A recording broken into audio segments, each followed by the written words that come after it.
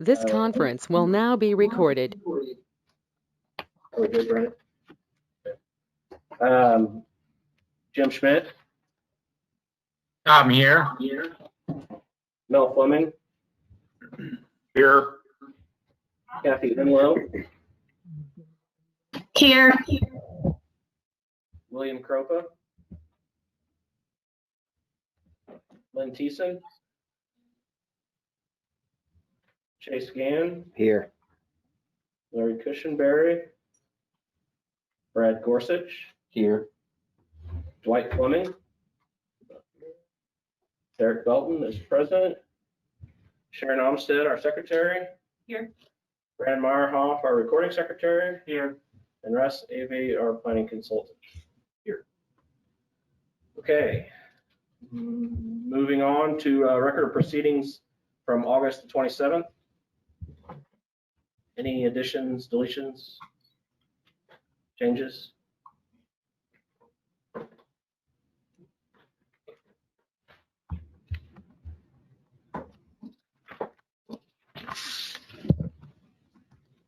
If there aren't any, I would entertain a motion to approve. Motion to approve. Second. Been moved and seconded to approve the record of proceedings from August 27th. All those in favor say aye. Aye. Aye. Aye. How do you? Opposed, nay. Motion carries.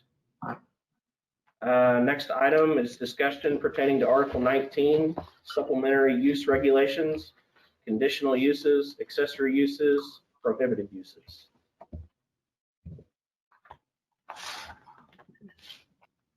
And I'll yield to some. Can you hear me? Mel, can you hear me? I can, yes. Not very loudly, but I can hear you. Okay. I'm gonna take my mask off for a minute so you can hear me. The Board of Commissioners authorized Pat Hughes to draft possible amendments to the Marion County zoning regulations in order to more clearly enable the revocation or suspension of a conditional use permit so that we can have code provisions in place if that becomes necessary. So our regulations have some light verbiage in them already, but this kind of gives a mechanism and a process to be able to suspend or revoke if needed, if something is breached or if a condition isn't met or what have you. We have the ability to do that with the verbiage that Pat drafted. So it's more lawyer ease Right. with more thoughts of making sure we don't run into legal issues downstream.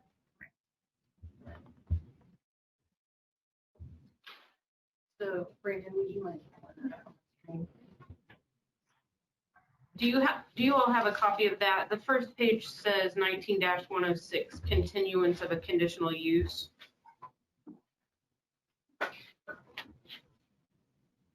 Yes, I have that.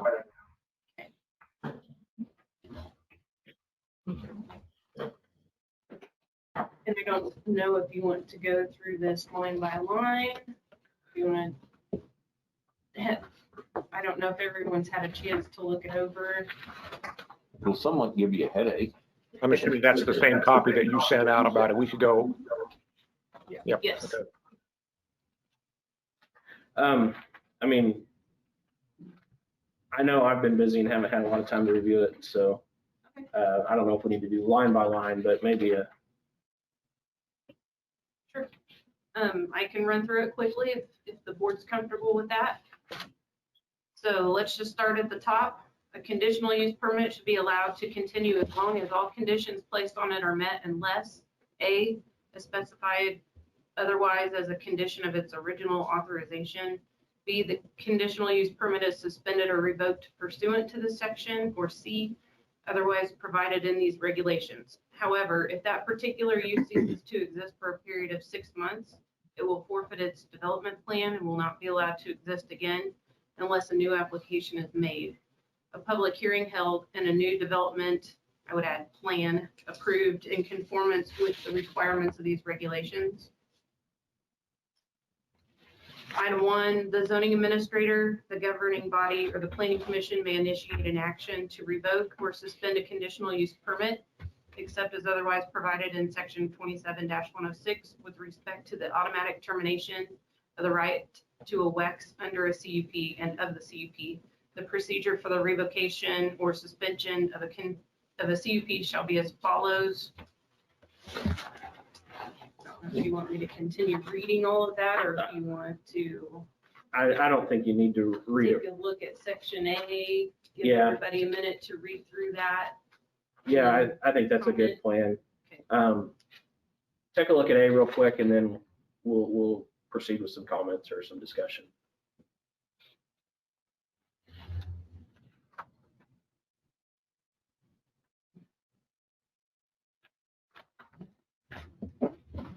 Or if you have taken it, I'll entertain some, we'll take some questions, or if you have any comments or questions on section A.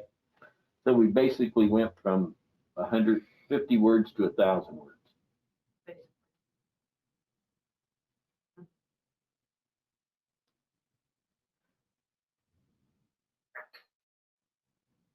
And specifically, I mean, it's public knowledge that part of the reason why this was drafted is because we're looking at the road maintenance agreement on a current one project and trying to get that project back into compliance with that agreement. So we really need a mechanism to be able to go forward with doing so. Our regulations need to have more teeth.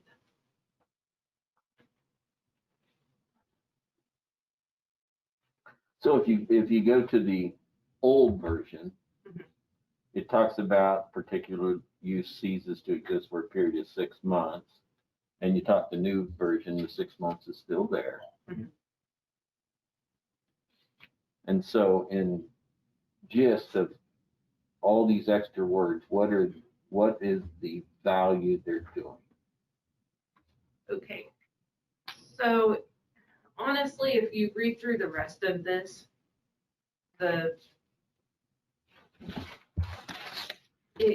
it tells specifically how you go about suspending or revoking. Like, what is the process? How do you do that? What has to be written? What are the things that we look at? And then it spells out that process, and it goes back through a public hearing, just like you would if you're going to have a public hearing on a new conditional use, where the regulations currently don't really spell that out. In other words, it provides a lot of clarity to an otherwise ambiguous, do we go back through the process? Well, the statutes kind of talk about, that's how you do it. So in this situation it could be considered redundant, but I think it's a necessary redundancy for the legal implications of this particular, it's not just for this particular use, but these are the ones that wind up in court most frequently, so. So were we remiss in our original writings? I wouldn't say so necessarily. As far as being remiss, you would still have the same process. It's just clarified. So when the layperson or when industry or potential applicant goes to the regulations to read about what the requirements are, where these things are allowed, what the process is, it also points out, because it's fairly well hidden in the code, the existing section,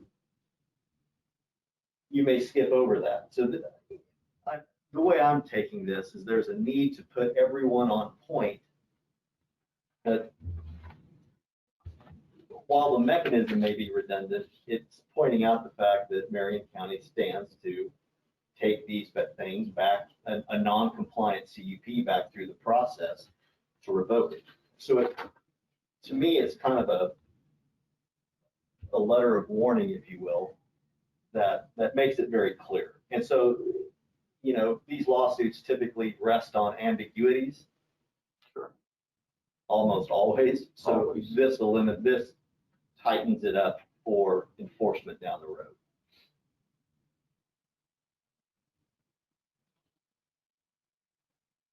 So to So add to, maybe this is, yeah, this Go is ahead. Mel, would have a couple of questions. One is, this particular item that we're looking at applies to all conditional use permits and not Yes. only those for a WEX, is that correct? yes, that's correct. This would be Article 19 in the regulations, which deals with conditional uses, supplementary uses in general.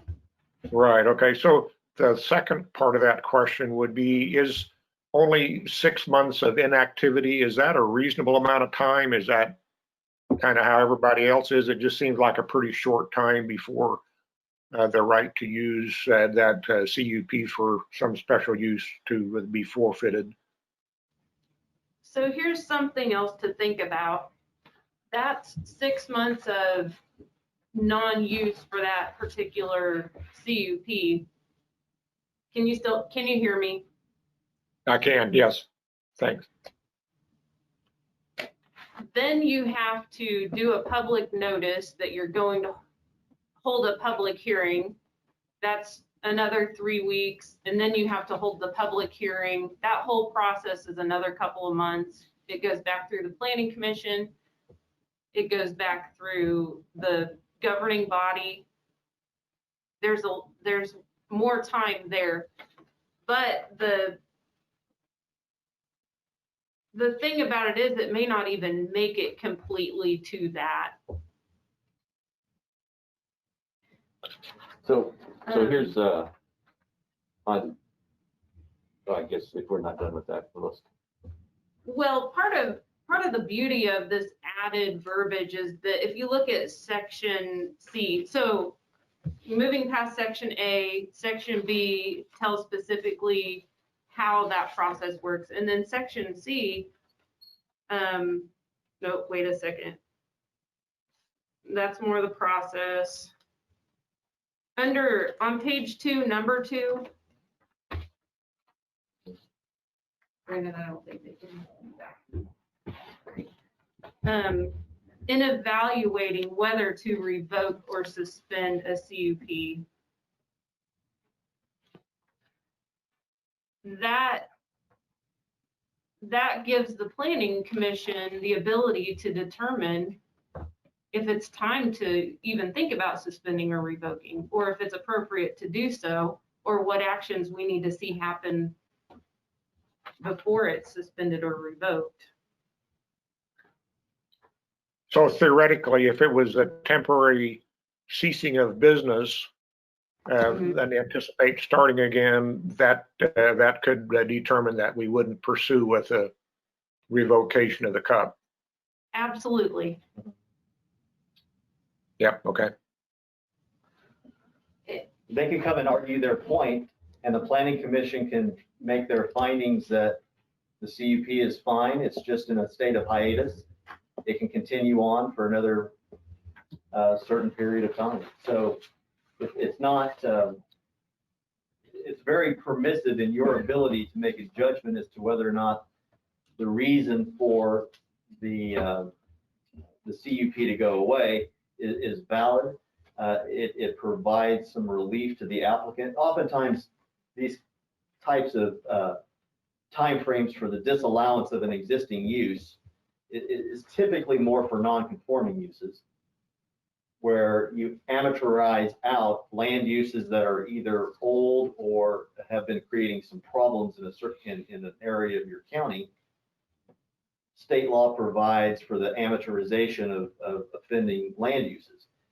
This just simply polishes it up and it makes it easy to understand what the process is here. But it doesn't dictate that the planning commission has to revoke or terminate a conditional use. It just allows a mechanism by which the owner of that CUP has to come before us to make a pitch as to why that use, although currently not in operation, is still a valid land use for that piece of property. So if we go into this one sentence that said, and it's in both sides of this, it's in the old and in the new. It says, however, if that particular use ceases to exist for a period of 6 months, it will forfeit its development plan, blah, blah, blah, blah, blah. So a major part of these projects, I guess, has an engineering phase in them where you don't see any physical activity necessarily happening. But you could say, well, I haven't seen any dirt turned and I haven't seen one turbine, I haven't seen Sure. anything. So I think, although maybe splitting hairs here, we're dealing about two different things. The development and ultimate birth of a conditional use permit versus the continuance. So chapter 19, we're dealing with the continuance. So it assumes that the CUP, the activity permitted by the CUP, is already or has been for a period of time in operation. A cell tower is an example. Maybe that cell tower had a CUP from back in 2005. That carrier abandoned that tower. It is now on the clock to get a replacement or to perhaps, furlough it for a period of time. Maybe there's 5G technology would then come in and purchase some of this abandoned infrastructure. So one is for a continuance, which means you ask for a CUP, you built that use, you've utilized that land for that particular use, and now you have ceased using it for that use. Are we left with it? Are the area property owners left with that hanging over their heads? The answer to 19 is no. This is the mechanism to erase and to digest out of the system old, unused, and unwarranted land uses. Whereas the time frame in Article 27, when we talk about developing a CUP for a WEX system, there would already be built in that construction time, that engineering time for that. So this is post production or post,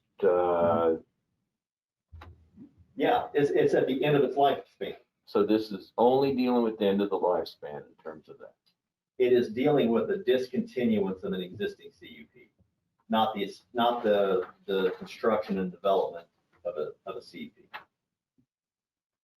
So here's another thought. Article 27 controls when it comes to WEX facilities. So there's a portion of Article 27 that says all subject to the previous provision for all conditional use permits approved for a WEX project, such permit shall be allowed to continue as long as all conditions placed on it are met. However, if the WEX project use ceases to exist for a period of 2 years, the CUP will forfeit its development plan. Okay, so let's dive on the word development plan. Development plan seems like you're in the front end of the process versus back end of the process is where I'm struggling in that whole thing. And I'm probably the only one struggling. No, if it's a question to you, more than likely someone else is thinking it, honestly. So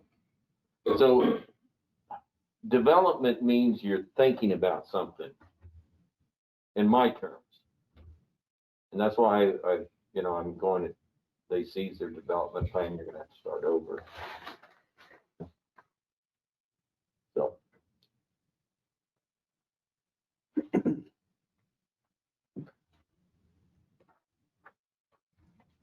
So maybe another question from me, Mrs. Mel. So any action that would be taken place because of this situation would come from our office? We would need to initiate the notices and then continue on with the action as described here? So typically, yes.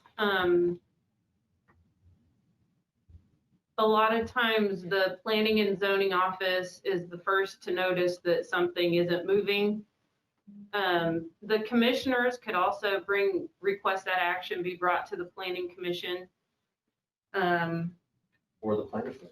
Or the planning commission, yeah. If a board member hears that something isn't in compliance or, that a use has ceased to exist for a certain amount of time, that board member could bring it to the board How about a citizen walks up and says, I've watched that wind turbine up there on that hill for the last 7 months and it hasn't turned one time. I want that wind turbine out of there.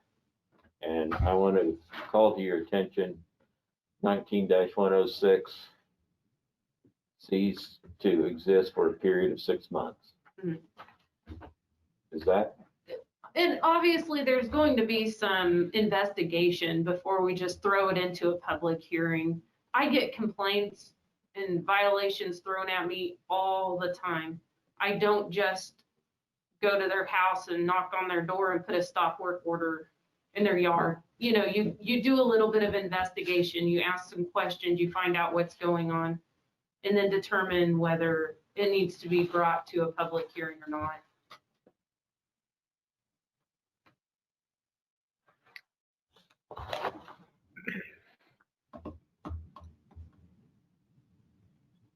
Anybody else have any other questions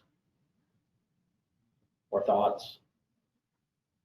Sorry, I feel like I'm yelling, but I don't think they can hear me very well. No, you're not going. And Mel, if I can get to your first point, your first question earlier, 6 months, I would say in a typical situation, 6 months is usually the shortest time frame for this type of action, and 2 years is probably the longest period of time for this type of action.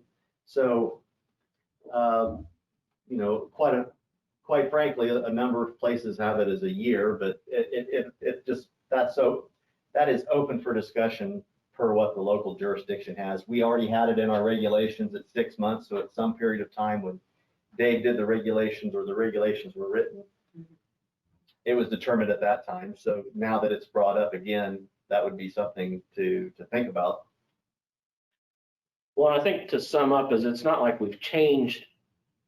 Nothing's really changed. It's just more defined, gives a process for the county to pursue or to follow, I guess. I mean, there was, you know, it still could have followed this same process. The way I understand it, it's just now it's in writing. Certainly. For. There's more clarity. Right. You know, 1C basically regurgitates state law of how to process these things that we're all familiar with. And as Sharon pointed out, 2 is really probably the hallmark, at least in my opinion, of this new rewrite of the chapter of this section, because it specifies here are the A through I. Here are the criteria that we are going to utilize to review these things. It's fair to the applicant and the holder of the CUP that's under scrutiny, and it certainly makes the county's position much more defensible in my opinion.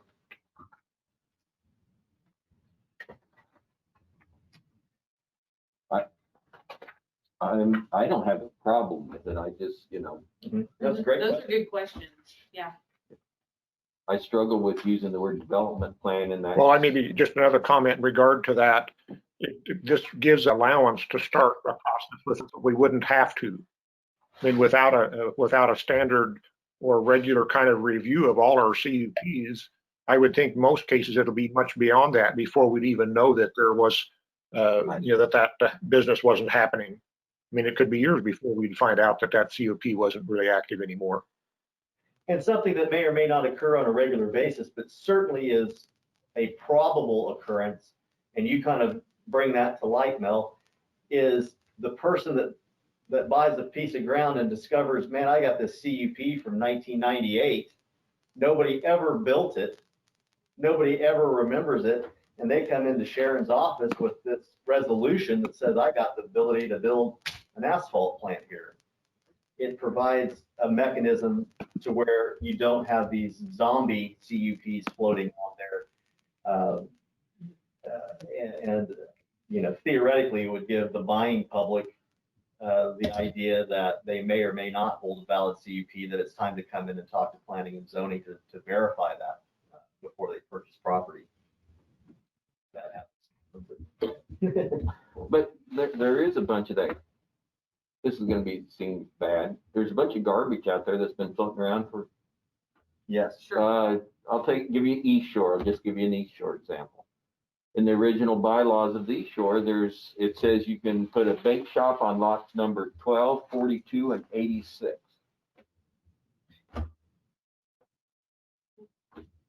Yeah. No, you can't. It'd still require I know, a, yeah, but if you go by the face value of those bylaws, Sure. you know, Yeah. which, you know, it's like, so you have stuff out there. Mhm. Certainly do. a common one maybe is, you know, a particular residence on whatever rural residential or suburban residential tract changes hands multiple times throughout a couple of decades. Well, if someone had a conditional use permit to have a dog kennel, like a breeding kennel on that property, and they had a CUP for it, and did that for 5 years, and then they moved, and then someone else moved into that property and lived there for 5 more years, and then they moved, and then someone else moved in and said, oh, I think there used to be kennels here, so now I can do that. Well, technically, no, you would have to bring that back to the planning commission, and then the development plan, the use may still remain as approved, but the development plan is what would have to be revisited by the planning commission. And there are a number of things, use exceptions, special uses that automatically, so a lot of what we do as a BZA, those types of allowances have a 1-year automatic shelf life. If you don't build what it is that you're seeking to build within a year, your approval is terminated unless you request additional time extensions, et cetera. There's nothing that prevents the planning commission and the county commission from adopting the resolution for a CUP without time limits too. So for mining operations, which would be common here, if you have a quarry developer coming in, you can say you have the ability to mine stone on your property for a period of 20 years or 10 years or 5 years. So we always have had the ability to build in certain time limitations, which would eliminate any of this confusion. Oftentimes it's not something that we know. We don't know when that use may terminate. So that's why we would come to this section.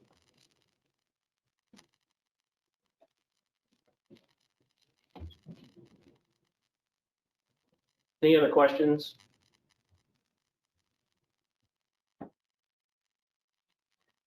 If not, I think we'll open up for public comment.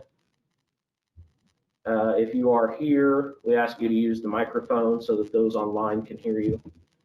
State your name and comment if you wish to comment.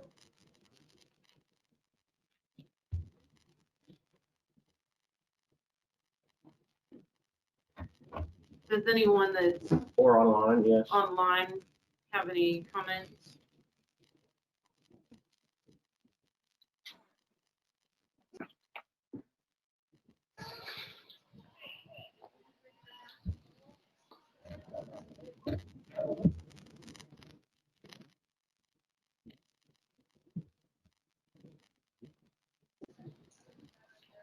I've got a question. This is Jesse from the Expedition Wind Project. Go ahead, Jesse. How you doing? Good. Good. So I'm listening, and I just had a question as to, well, I guess I wanted to make a comment.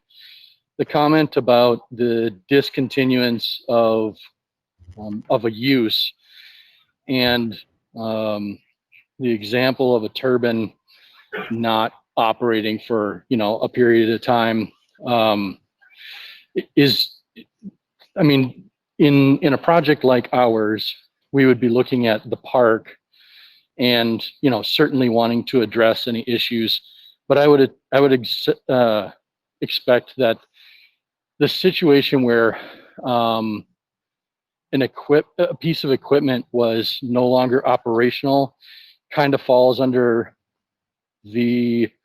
I think there was another section that talked about, derelict is the wrong term, but equipment that was no longer in its original, in its appropriate functioning condition. And am I catching that right? And so that example might fall under that instead? There, Jesse, there is a provision for that in the regulations. Let me see if I can find that. I mean, besides this is more the Post-use? the use. So if a WEX project use ceases to exist for a period of 2 years, the CUP will forfeit its development plan and will not be allowed to exist again unless a new application is made, public hearing is held, so on and so forth. So the provision for a WEX project specifically is 2 years, right? But Jesse, as part of your question, what if one element, 1 out of 100 turbines goes down, do you lose the right for that turbine? Right, that is kind of the question. And there was It's a something great about question. that. There was something about that. Because there's oftentimes a process where, for whatever reason, we've got a warranty issue on one turbine, and it's true that it may be down for a period of 6 months or whatever the time may be, while it's in a process of its own, trying to get worked out with the manufacturer. The overall plant is functioning, and so long as it's not an eyesore or, creating a hazard of some sort, which of course is understandable, these types of conditions do exist, on occasion where you've got an element that is in tough shape for one reason or another. I feel like we've addressed that I think in so. part of the WEX regs in the past. Mhm, So that would only apply to a WEC then, is that right? mhm, mhm. Because I know that question has come up before. Well, what if a part, it's a warranty issue, you're waiting for it somewhere to repair it. I'm pretty positive we've talked about that as part of the WEX regs. Yes, and I think that's part of why we upped that to 2 years on that if it ceased for 2 years. Mhm. There may be something in that ancillary agreement actually about that specific issue. If a piece of equipment malfunctions and they're waiting on parts, I'd have to look into that a little bit. Okay, I think I understand. The spirit, though, is if the use for a project, whatever it is, kind of ceases to exist or goes defunct, that it just gives the county a process to start to work through the termination of that.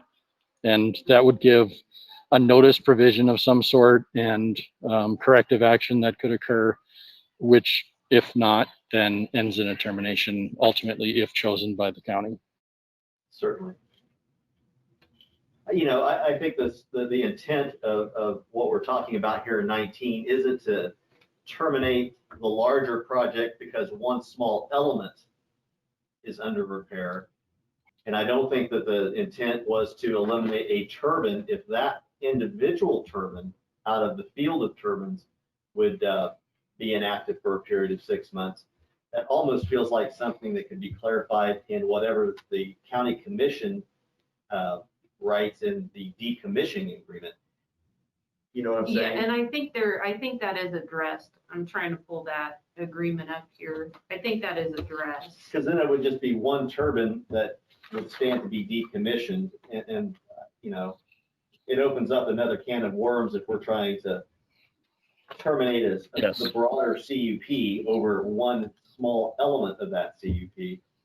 When, if you have a turbine go down and for the economics of it or for whatever reason, it's just not feasible to fix that turbine, then I think that's something that would be triggering the decommissioning agreement. Now, obviously, the decommissioning agreement's for the entirety of the development plan.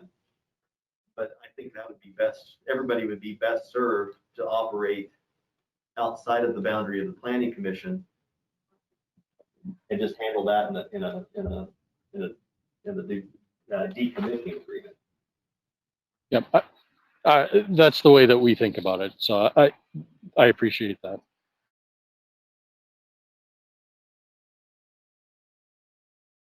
Does Diane have a question? Or is that a type of question? I know you're looking up other stuff too, Sharon. I can see it up there, but I can't really read it. Yeah. Diane says, why does the process need to take so long?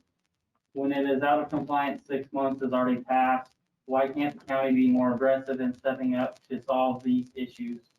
I think by the time that in compliance becomes an issue, we as a county should have tools in the planning and zoning to act swiftly to remedy these problems.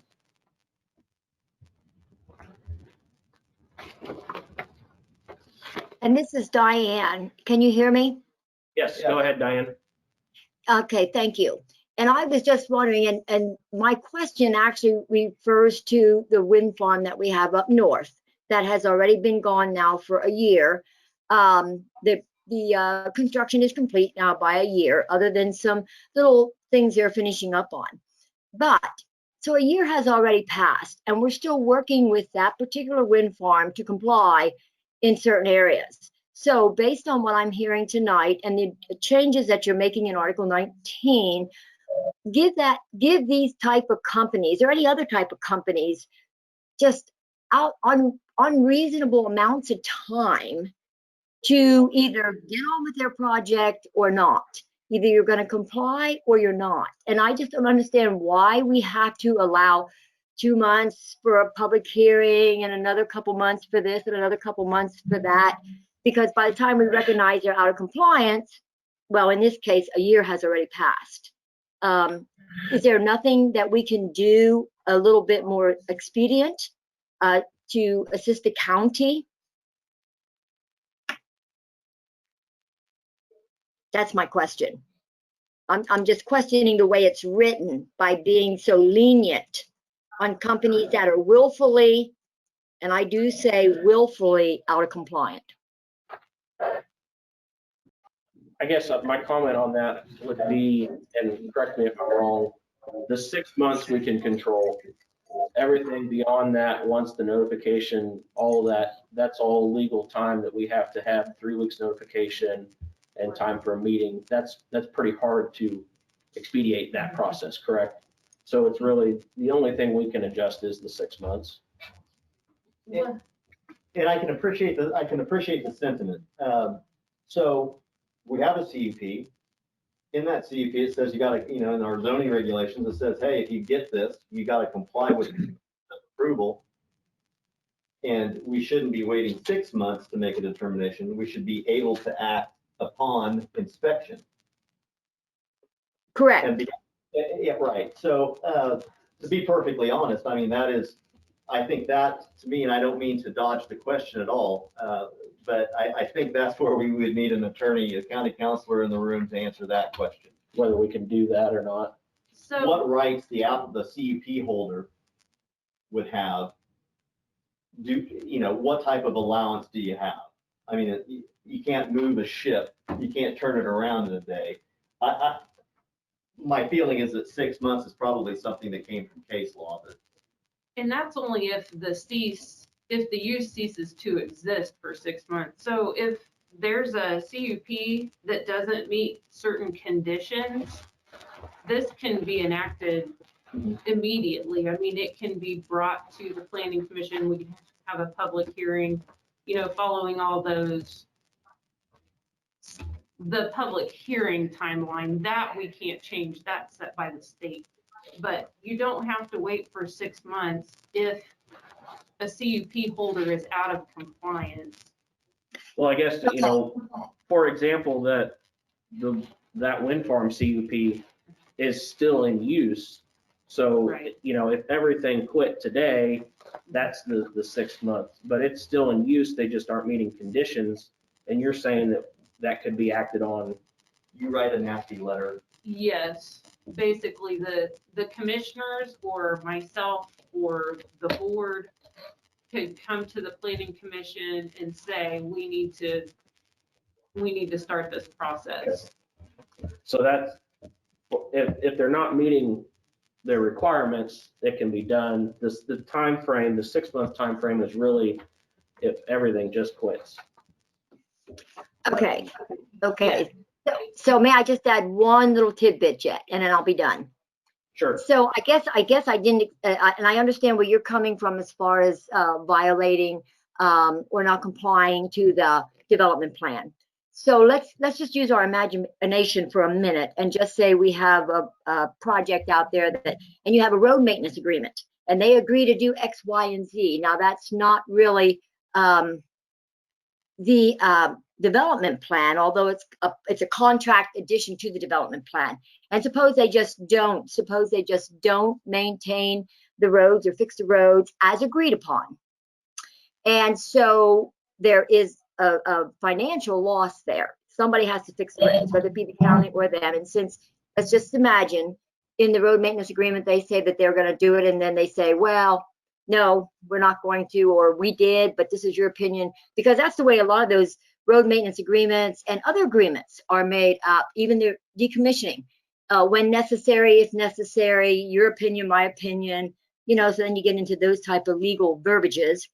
And in the meantime, the roads are left undone, and the county is out of a lot of money. So this is what I'm referring to, not necessarily the development plan violation, but other contractual types. And maybe this is not addressing this. Maybe this is not exactly what we as the county was expecting to be addressed.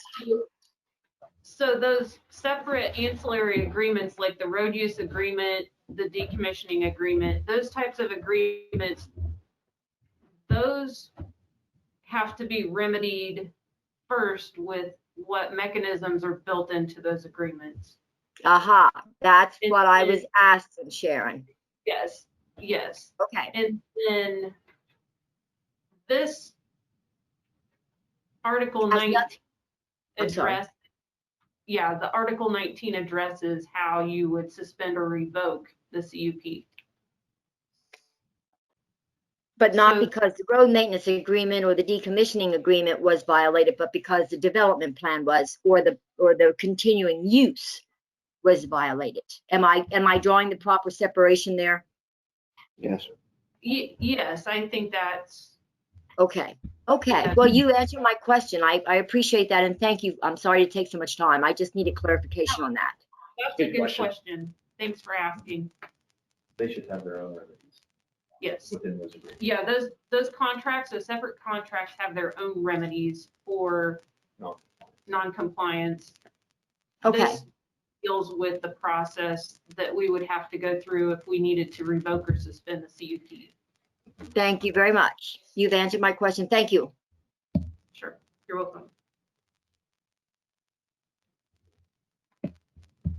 Any other public comment?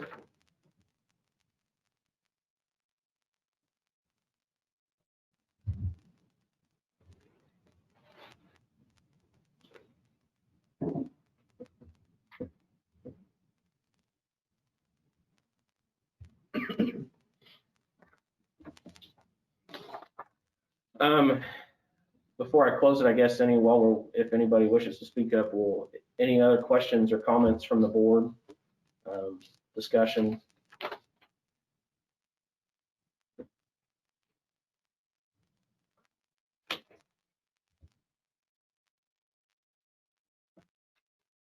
Quiet.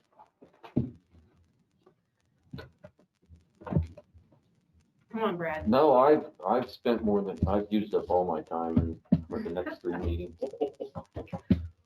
Well, if there's no more public comment, we will close the public comment period.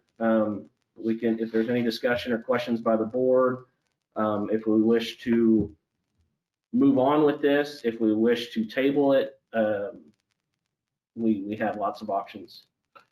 Yeah, so are we looking for a motion to accept as is, to proceed, to go into the? Ideally, that's what we're looking for, is a motion to approve the amendments, recommend approval, sorry, of the amendments to the county commission. Yes. So my real short thing is, it's a lot more robust than it was. Mhm. And I agree it needs to be more robust, but I'm not smart enough to say whether this is perfect or do you even care if it's perfect? It's It's something better than we have and we can live with.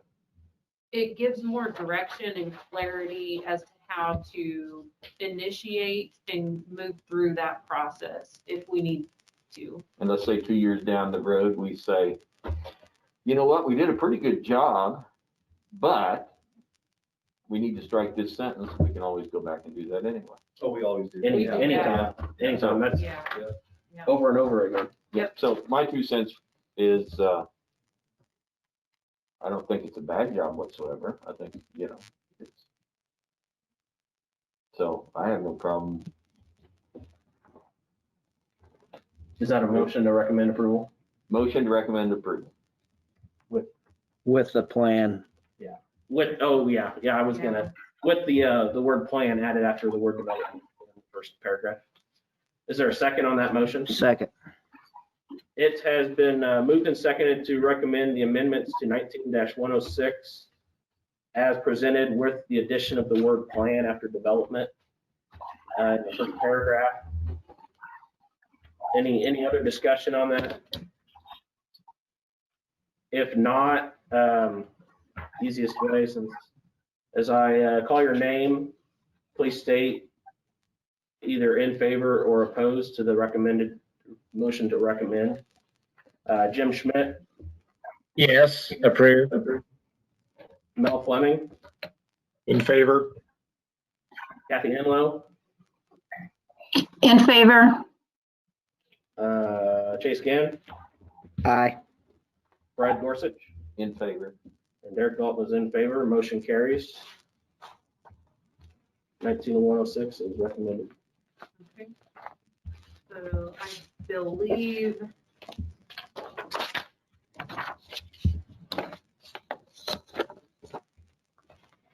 believe this should go to the commissioners on October 5th.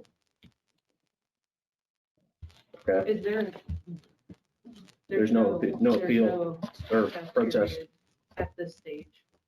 This is legislative action, so it doesn't have the quasi judicial stuff that we always talk about, the findings of fact and all of those things. So this is a legislative matter to go on the next So this could go. available county commission if Tina has a spot open for it.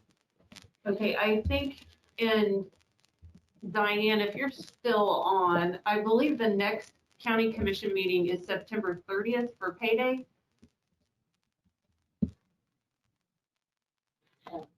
I'm pretty sure it is, yeah. Okay. So at the next regular Board of County Commissioners meeting, this will. As soon as I can get on the agenda, basically. Yes. Okay. So possibly the 30th, Yeah. I if think not, it'll- probably the following meeting. Mm. Okay. All right. Moving on, item number 4, discussion pertaining to Article 27, wind energy conversion system regulations. I left my whole copy in my truck. You need one. Yeah. Or if you have an extra, I won't steal your comments. It's outside.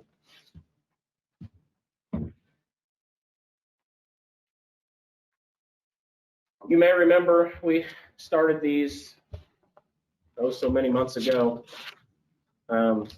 We got a red line edit copy a week or so ago.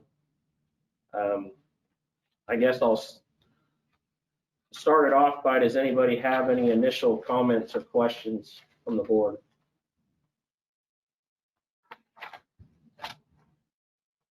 Or do you remember kind of where we were?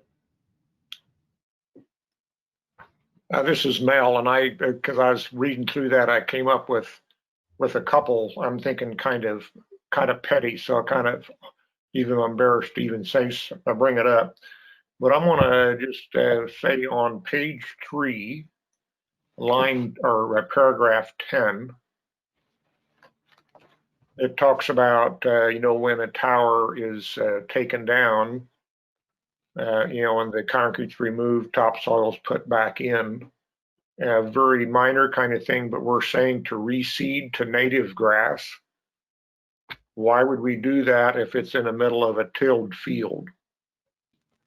So then the next sentence is, that's a good question, Mel, we've actually had to decommission a turbine site Any request greater than the minimum requirement can be negotiated between the WEX developer and the landowner at or before the time of decommissioning.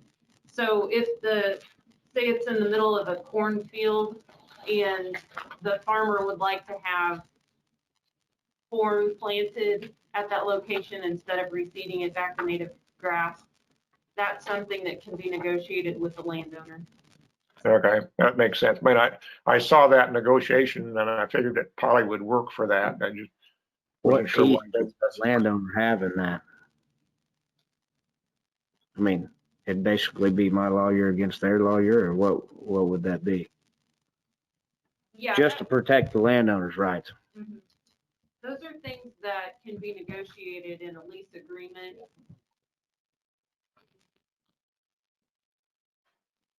Anything beyond that. Yeah, anything, right.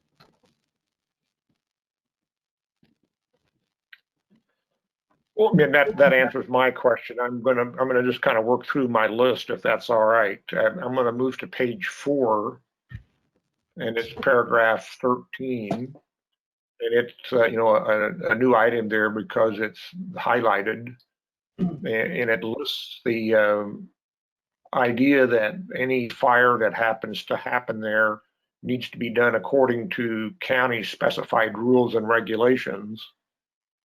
I'm going to guess here that in most cases when there's grass burned that it isn't following county specified rules, because I've seen those and those are fairly strenuous to follow.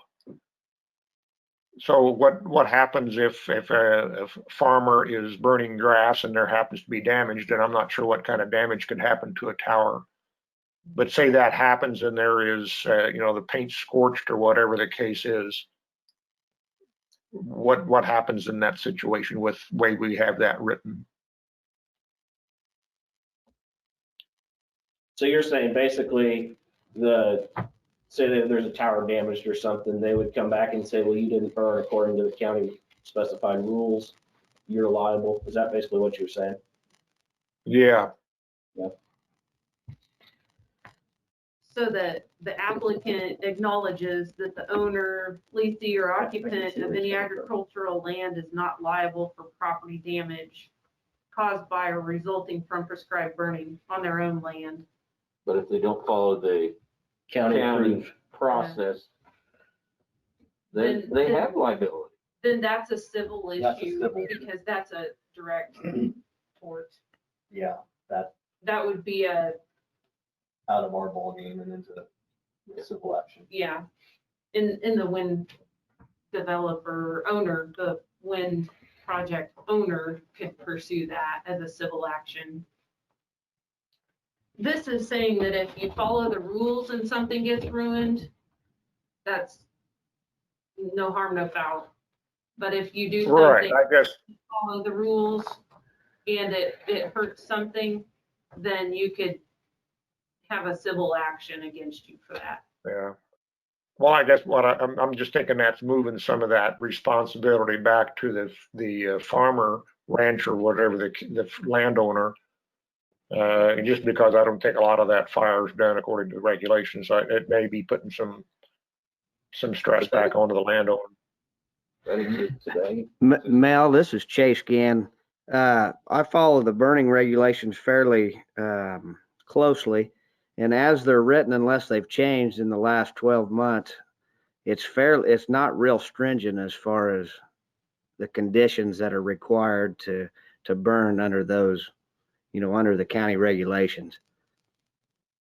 But however, as long as that doesn't change, Yeah. all you got to do Well, is call in, and if the grassland fire index is orange or less, which is orange is very dangerous, or can be. Yeah. As long as it's orange or less, you can burn. But doesn't the county regulations go beyond that at one time? And maybe they were just suggested. They were principles. suggested, and quite a few landowners put that down, as I recall. But as they're written currently, they're not too stringent. Okay, because I know at one time they were saying you had to back burn all the way around your pasture. You had to have water available. You mean there were quite a list of things that they were suggesting that should be in place before you could burn. Yeah, I agree with that, and that was put down, as I recall. Okay, okay. Yeah, so I However, I guess as do long, agree with you. Anything to anything that we need to do to keep the burden being on the landowner, I certainly agree with. yeah.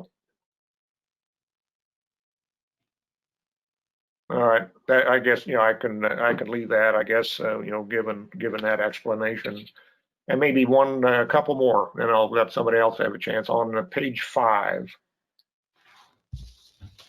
And this would be line 18, and just for verification of what, trying for me to understand where it talks about 55 decibels, and it's added in parents A-weighted. Is that like an average along the perimeter, or what does A-weighted mean? A-weighted is an industry standard used in determining how something sounds. So A-weighted decibels are the most recognizable, audible, like way to meter it. There are Okay. different types of, there's like a D-weighted, It's a unit of measure, yes. a specified unit of measure. Okay.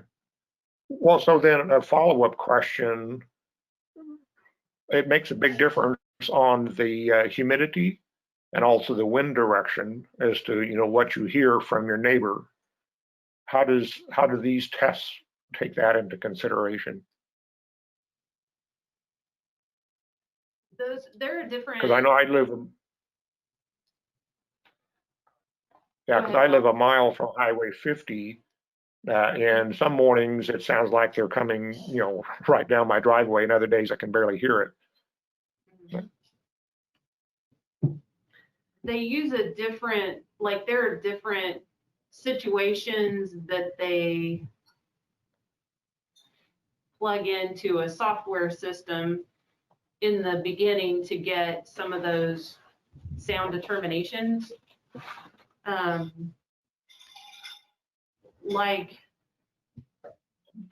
I'm scrolling through a document here. I'm trying to find something that might be more helpful.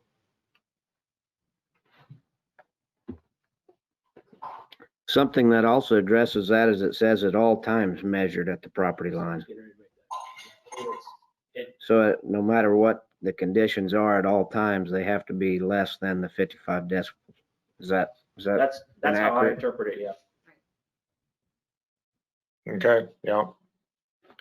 That's a pretty good definitive of how that is there.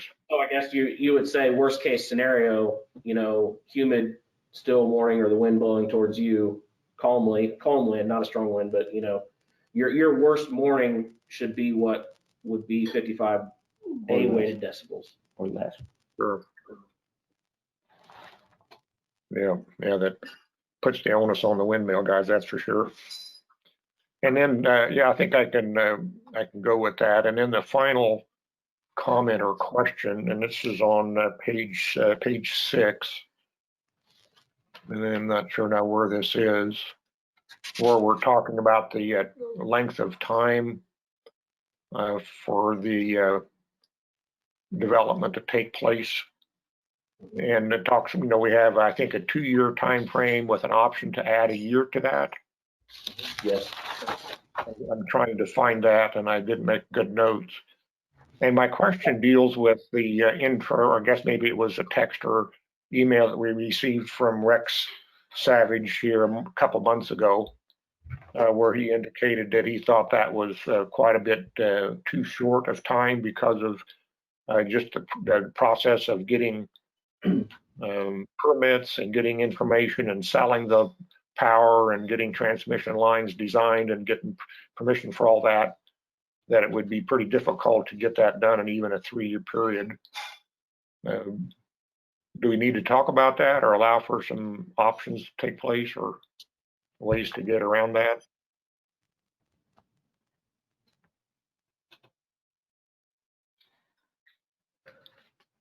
So how did we develop that time period? Or how was that created?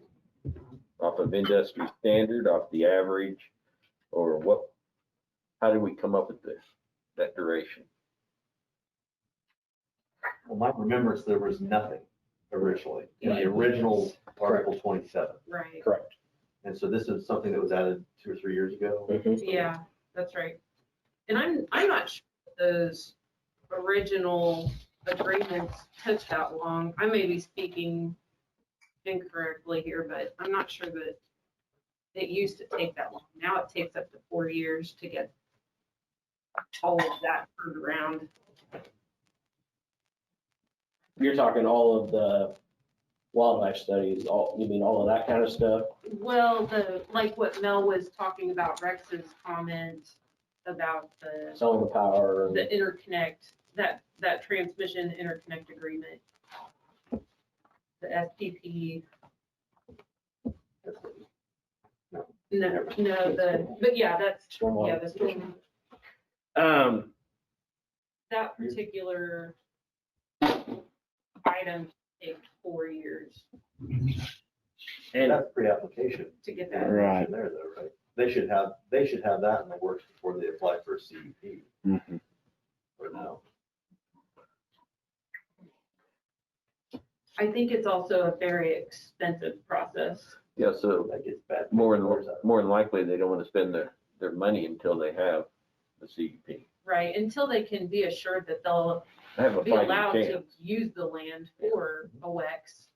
It's hard to throw that kind of money at a project if you stand to lose a lot. You know, if you stand to lose what you've put into it. So different developers come in at all kinds of different stages. Some developers have the financial backing already. Some of them can, you know, if they ended up not getting a conditional use permit from a county, they can stand to spread that loss over other projects. I mean, there's just a whole slew of variables that come with that. But is that time duration realistic, or are we just sticking with the number that we created and not willing to look at what's the more correct number? well, and I think it was created because there were some CUPs hanging out there with not a lot of activity. We just dealt with one of those, not a lot of activity going on. And I think that was raised as a concern, and I think that's why there was a time frame included. Which we've since addressed that issue altogether. Right. There's now there was a sunset clause placed on those previously approved CUPs. I don't know. I mean, Did we find where that was? where's that? Where was he talking about? Oh, About 20 3/4 of the way down in that in paragraph. Article 27, Page 6. yeah. 27-106, special You'll regulation. see the two in parentheses on the right-hand side. That's kind of where it'll clue you in, about 2/3 of the way down that paragraph. So there's a number of things that's flexible here, I assume. You know, again, pointing out that the county commission just adopted that to that particular section of the code here a few years ago. It's still up for debate if you want to recommend to the county commission a different time structure. The 2 years is one thing, but it also allows for time extension. So there again, we're running up against the clock. Certain things just don't break your way, from consultants to engineering to field surveys to construction, lining up construction companies. Clearly, there's a complex development. You know, another thing is to build in more flexibility if you think that that's warranted. And, you know, that the applicant may obtain a single 1-year time extension. We have something similar with plating extensions back home. you can get an endless amount of 1-year extensions, which really why even have that in place then if you're just going to be granting 1-year extensions all over the place. So you could either say you could have multiple, you could have up to 2 or 3 annual reviews. That still keeps them coming back for us to look at it every year. So you can expand the whole time frame to say 5 years. 2 years, you get 2 years off the bat. So I like that. If you I like can't, that better. if you run afoul of whatever conditions, you have 3 strikes, you're out on a year time extension granted by the county commission. So basically, 2 years with an option of 3 extensions possible. If they come in and say, we've got the engineering, we've done all of our field surveys, this thing's green lit, we cannot come to contractual terms with the people that are going to build it. Or GE stopped making the turbine that we had an order for. Now we have to go work with another turbine company. You know, there's big hitting things that can create delays of up to a year or 2. So where I'm struggling is, you put in a duration that's unattainable. And then they're going, well, I've got to put a plan I got to submit a plan to these guys that's a bunch of bull caca because I got to fit the window. I got to fit that duration. So they go scrunch all this together and they hand it to you with 0% chance probability of making their plan. 0. That's wrong. Yep. That makes that just is a waste of everyone's time. I guess I'm going to have a question for Sharon. So if could Diamond Vista have lived under that condition? Did they get permits started within 2 years? And I mean, would Diamond Vista have survived with that condition in place? If the answer is yes, we know it can be done. Diamond Vista came in at a totally different place in development. Right. A better one, further down the road. Sure, further down the road, they already had some of these studies conducted. So they started the clock before earlier on, so. Right. They probably commissioned a lot of these studies and things prior to knowing whether they would certainly have a CUP or not. And I might just interject. And that would just be due diligence. Why would they waste all the time anyways? Well, so their projects cost more than a couple of $1,000, right? So they need investors. Those investors aren't going to green light the Marion County Diamond Vista project if they know right out of the chute that they could never build that. So oftentimes they're not waiting. You can either wait for local zoning authority approval, and that's your starting gun. But most of the companies that actually turn out these WEC systems are the ones that will put a couple of $100,000 in So preliminary work. They're not going to do nothing. They're not going to turn the page in the manual on developing these things if they don't know the soil type, if they don't know if they're going to run into some sort of Army Corps of Engineer issue, if they're going to run into some sort of Sierra Club issue. They're going to hire a handful of consultants to do this preliminary discovery. Most of that work dovetails right into our regulations. They can just copy paste that into their application. That's part of the process that's already in the bank before they say, okay, now we're going to start signing leases. Now we're going to start getting local zoning authority. It goes in phases. So the initial review, they may spend $10,000 to $30,000 on local consultants, and the consultants are going to say, we don't got a project here. But then those consultants say, we do have a project. They move to the next phase. Then they spend more money, next phase, more money. And where they fit in local zoning authorities obviously comes at the start before they really start spending money and ordering turbines and stuff. But they can do a lot of the work that we see during the zoning part, maybe a year or two ahead of time. So Diamond Vista did some of those desktop studies in like early 2016. I think any good company, any legitimate industry leader is going to do their due diligence. A, for their investors, B, so they don't waste their time. they're gonna get a small group of experts and they're gonna go off and do those preliminary before they walk up. And they're gonna say, yeah, we've got it. We've got a good understanding. They're gonna come in for a Met out 2 years before they come in for a WEX CUP. Yes. Yep. And that happened. Jesse's on the line if we, Yeah, I might let him, when we open public comment, Jesse, I might let you address, maybe that situation a little bit. We'll hold him until public comment. Okay. Okay. But, yeah, And actually, Kathy said that she would like to hear what Jesse has to Oh. say. well, I'm okay. So, Let's open it. Yeah. well, Kathy's asking a question. Yeah. of a- Well, let's go ahead and open public comment. We can discuss while we're in it. Jesse, if you'd like to start us off. Yes, sir. I think Kathy had a question for you.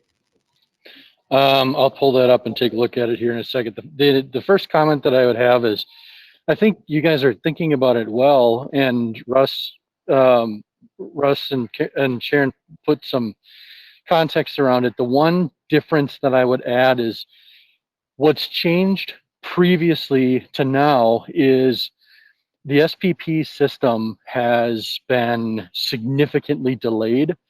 And in order for a project the size of, us or Diamond Vista, to file for interconnection, they're going to have to post somewhere in the neighborhood of $1 million. And that's just to file a study, and it is at least partially at risk. And so you've got to get, your financing support around that. And the issue that happens now is that SPP won't start that study for approximately a 2-year period. And then when they start it, you still have a 2 to 3 year period. And so you're in this cycle of 4 to 6 years before you have definitive conclusion on your interconnection scenario. And that would be the only part that I can see that kind of runs against what you're discussing here relative to this, 2+1 extension. Whereas in the past, if you filed for an SPP interconnection, you would still have to post, somewhere $600,000 or $800,000, but it would initiate that study immediately, and you'd be on track for maybe an 18-month process. And so it worked then with the interconnection process, and you could get the CUP, go through the CUP process to make sure that you had authorization locally before you post that $1 million or whatever it was. So that's the only comment that I would make. Of course, I don't really have a horse in this race anymore. But for the benefit of anybody coming in the future, that's kind of what you'd be looking at. Jesse, what's caused the delay on that? A backlog of speculative projects filing. Well, I shouldn't say speculative projects. A backlog of energy projects, mostly wind and solar, filing with SPP, and SPP not able to keep up. And with COVID, I assume everything is farther down the line. Yeah, it certainly does not help. Fortunately, I shouldn't say most, a lot of these engineers that perform these studies have performed them from their homes, anyways. And so they're still occurring. And to my knowledge, COVID hasn't significantly impacted the study process.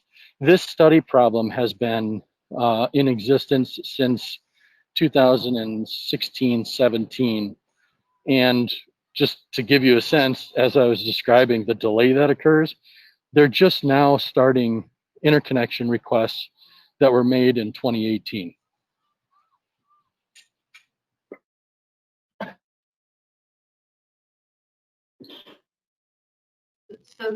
So some things really have changed from the time that Diamond Vista applied for a CUP application back in late 2017 until now. 17. Yeah, right. Yeah. No, that makes And I'm sense.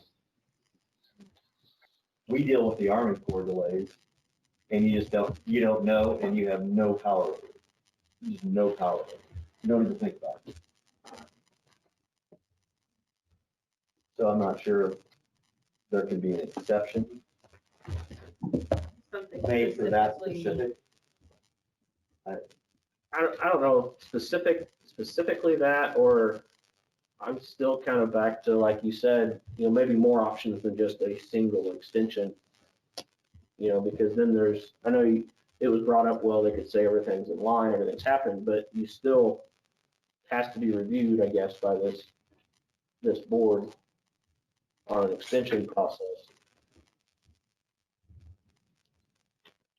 I don't know if you sunset that extension.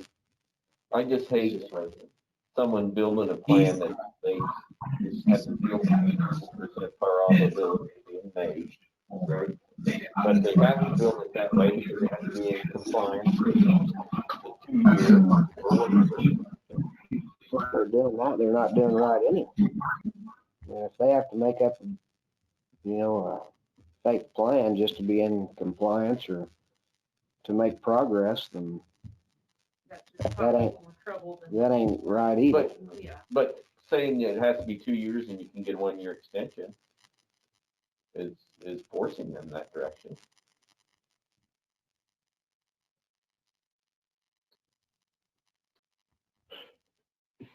I came from an industry So would where there be, we did work with the government, and the government once in a while would put out unrealistic expectations. And I can guarantee you what you do is you put a plan together that says, I'm going to meet this unrealistic expectations because you have to. If you're not compliant, you don't even get, they take your proposal, they throw it out. And then 6 months into the program, you're going to the government and saying, hey, we've really had problems here. It's really, we need another 2 years. Well, they needed those 2 years from the start. And the government a lot of times knows exactly you're going to be coming in, asking for 2 years. So everyone's drinking their own bathwater. If that's the way you want to do business, then that model exists all over the world. I came from an industry that model was always there.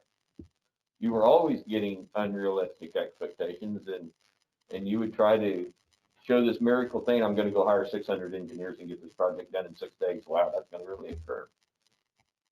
No, it's not.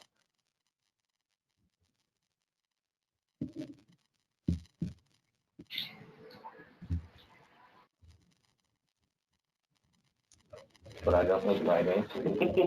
Yeah, That's difficult. If you're playing that game, you've got 2 years before you have to apply for a CUP. And then you have the ability to get, if construction cannot be commenced within that 2 year period, the applicant can apply for a single year extension.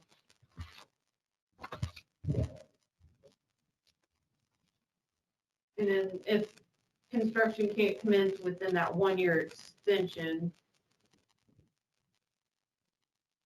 then the automatic termination of the CUP. I mean, they have 3 years, and that's it. What I thought I heard was the landscape has changed and nothing's Right. going to be done in 3 years.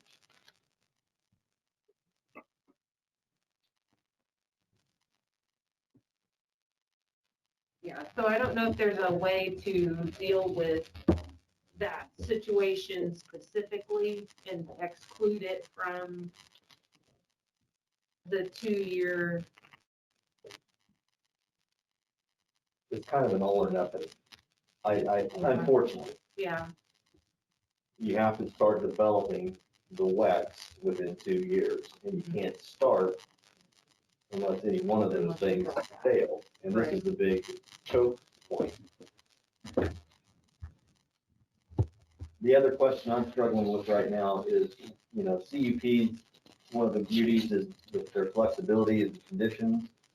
If you can override this section built in, so if we have a third WEX CUP system come in for the county, during that review process, if that third project in the future is deemed acceptable, could we build in a 5-year? Can we override this section with a 5-year time frame? I think the answer is yes. That would just be a condition of the CUP, but it would be something to consider. It would be a modification of our general requirements. We can either increase the requirements, But it'd be nice to 35 build, decibels, not 55 decibels, or we can be more lenient. But, and that would provide the benefit of being able to dial it in to any 1 year. Where's FPD at?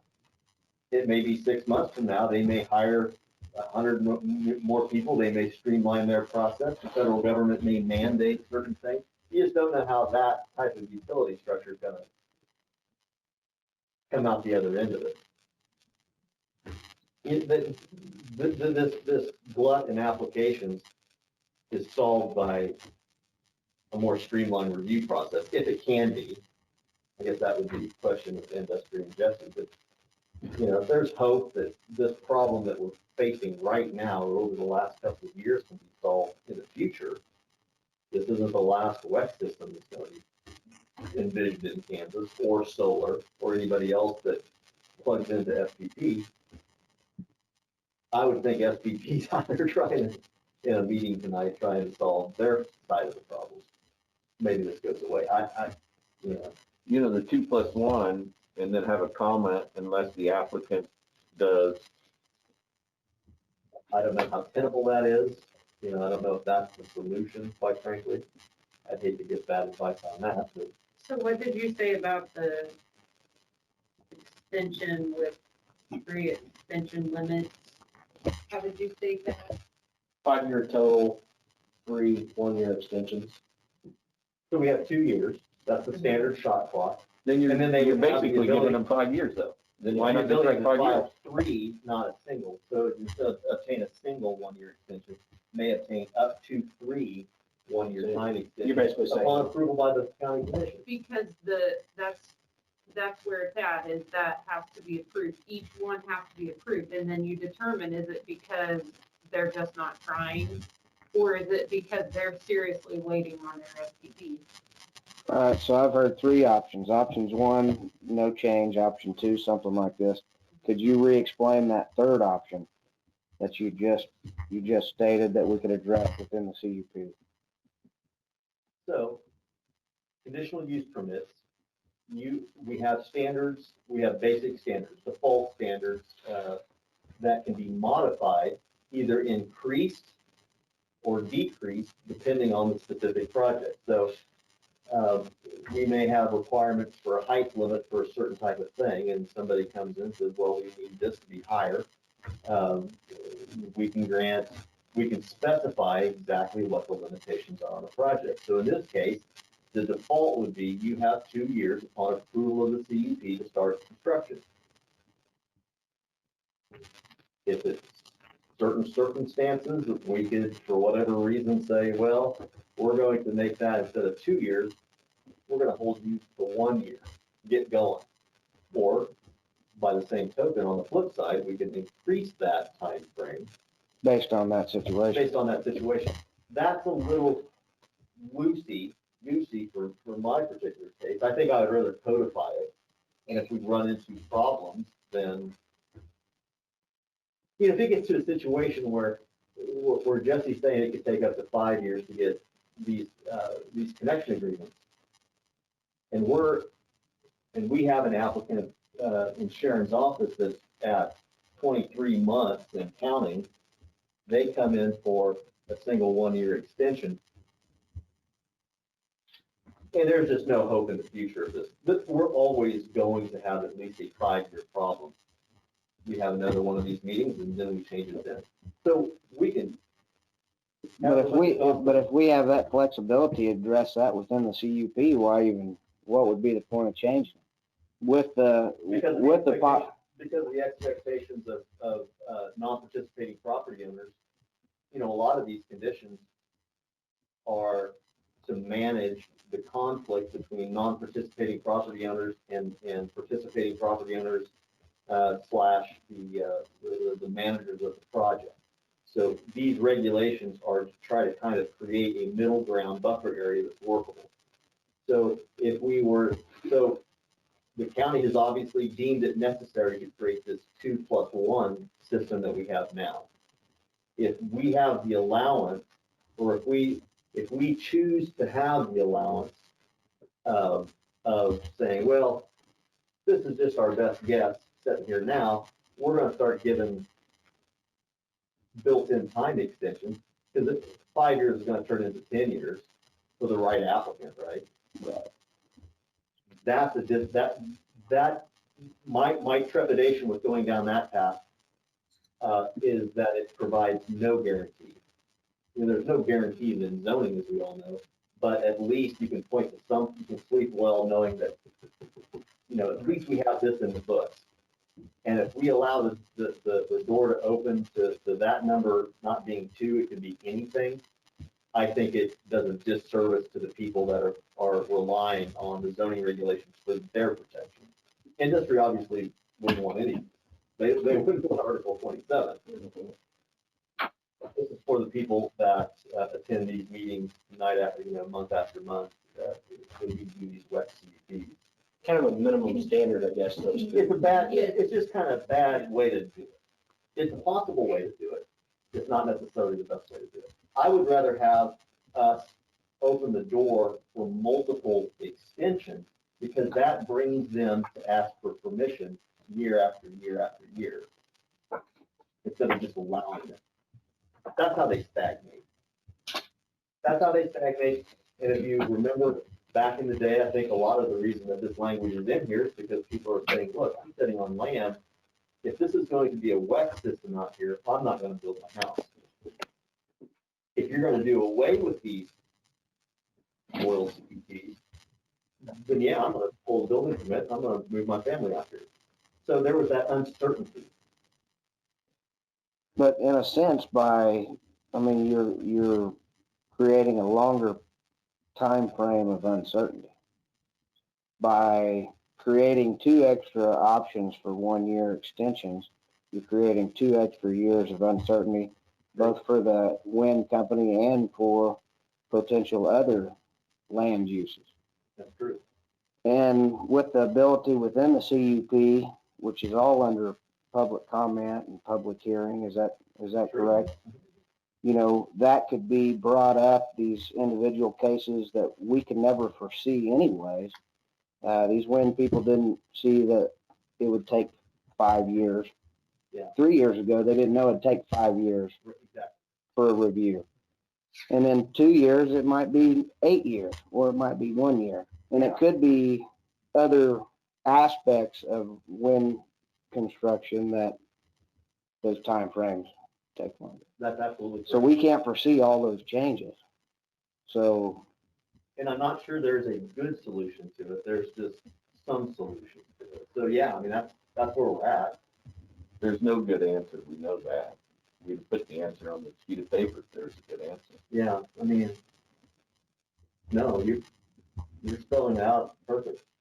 So if you got to that situation and you had someone come in and apply for conditional use permit, we can deal with it then.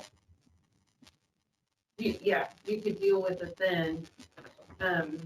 We could also deal with it, well, could we, if they had a CUP, That's what that's kind of where I was. can't ever, headed. think they're gonna get it in 18 months or something, like for example, get 18 months down the road and it's 2 years before they're gonna get to it, we can address it then also. I that think correct? that so if you went in at that point and did a text amendment to the public hearing process, it should apply to. But it was already approved under the current Article 27. Sure. So any changes to the article after would not apply They would apply to the current CUP. because there's a portion of time in there between the CUP approval and the construction permit. Okay. So I think that I mean, So again, being a complex CUP, there are certain elements of what you have approved or recommended for approval on the CUP that is specific to this particular project. But there are also a whole number, there's several conditions that simply reference other codes. So this would reference any separate code. So if that code changes, then that would change with it. Right? we literally just did that, honestly. We approved the CUP for the Expedition Wind project. And then later, the county decided to make a text amendment that negated the necessity to have a CUP on the transmission line. And that applies to this project. So, you know, the CUP had been approved already, but going forward from that point, the regulations now apply. Okay. So to give you an example, let's say we said the height limit has to be 550 feet. 500 feet plus the turbine tip of 50 feet. Every one of those turbines in Expedition Wind has to be less than 550 feet, even if we say, well, now they can be 800 feet. They have that limitation specific to their project. They can then amend that and seek relief, but not all of it floats through text changes. So they could go to 800 then? Is that what you're saying? They could, they would have to, because they have. They were under amendment level 1. Amendment level 2 changes the They have a very specific to their development plan height limit. Okay. Okay. If it said height limit per code, then yeah, it could fluctuate. Okay. I'm with you. That's So pretty much. it's what's set in the CUP versus what's set per code. So as the code changes, if it's per code, it changes. You're still stuck to what you signed up to in your CUP. You don't get an automatic 800 foot. Right. I'm caught up. I'm gonna back up. I know Kathy, did you have another question for Jesse?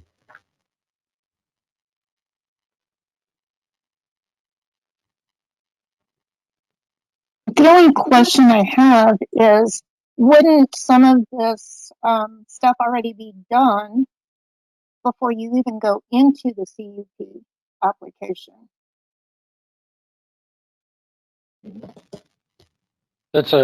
Thanks, Kathy. I'm sorry that I'm sorry, I can wait.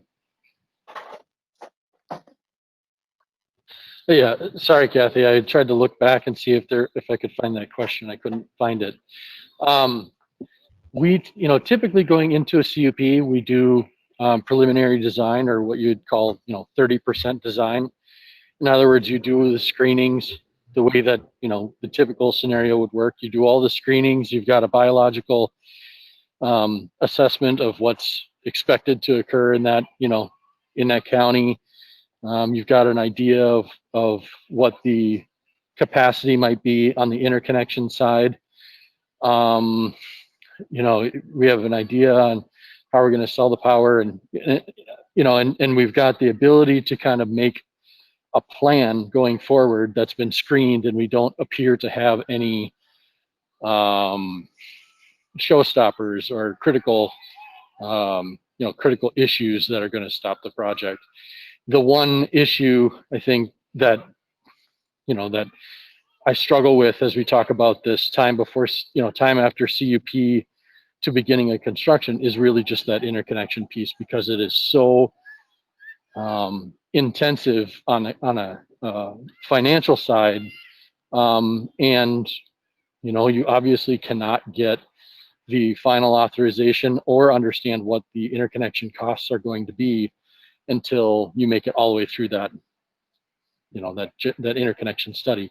An interconnection, if it was just so simple as building a substation, might be a $6 million substation, but the implications can be so large because it affects something that's 200 miles away in the system, that it might be an $80 million upgrade cost that's associated with the project. And at that stage, you just could not possibly have seen that issue early enough to to affect Thank you to everyone CUP who came out tonight. at the time of Protect our athletes, application. we have Okay, thanks, Jesse. So does this, Go ahead, Kathy. so does this affect Expedition as far as they have to comply with our regulations now? Am I correct?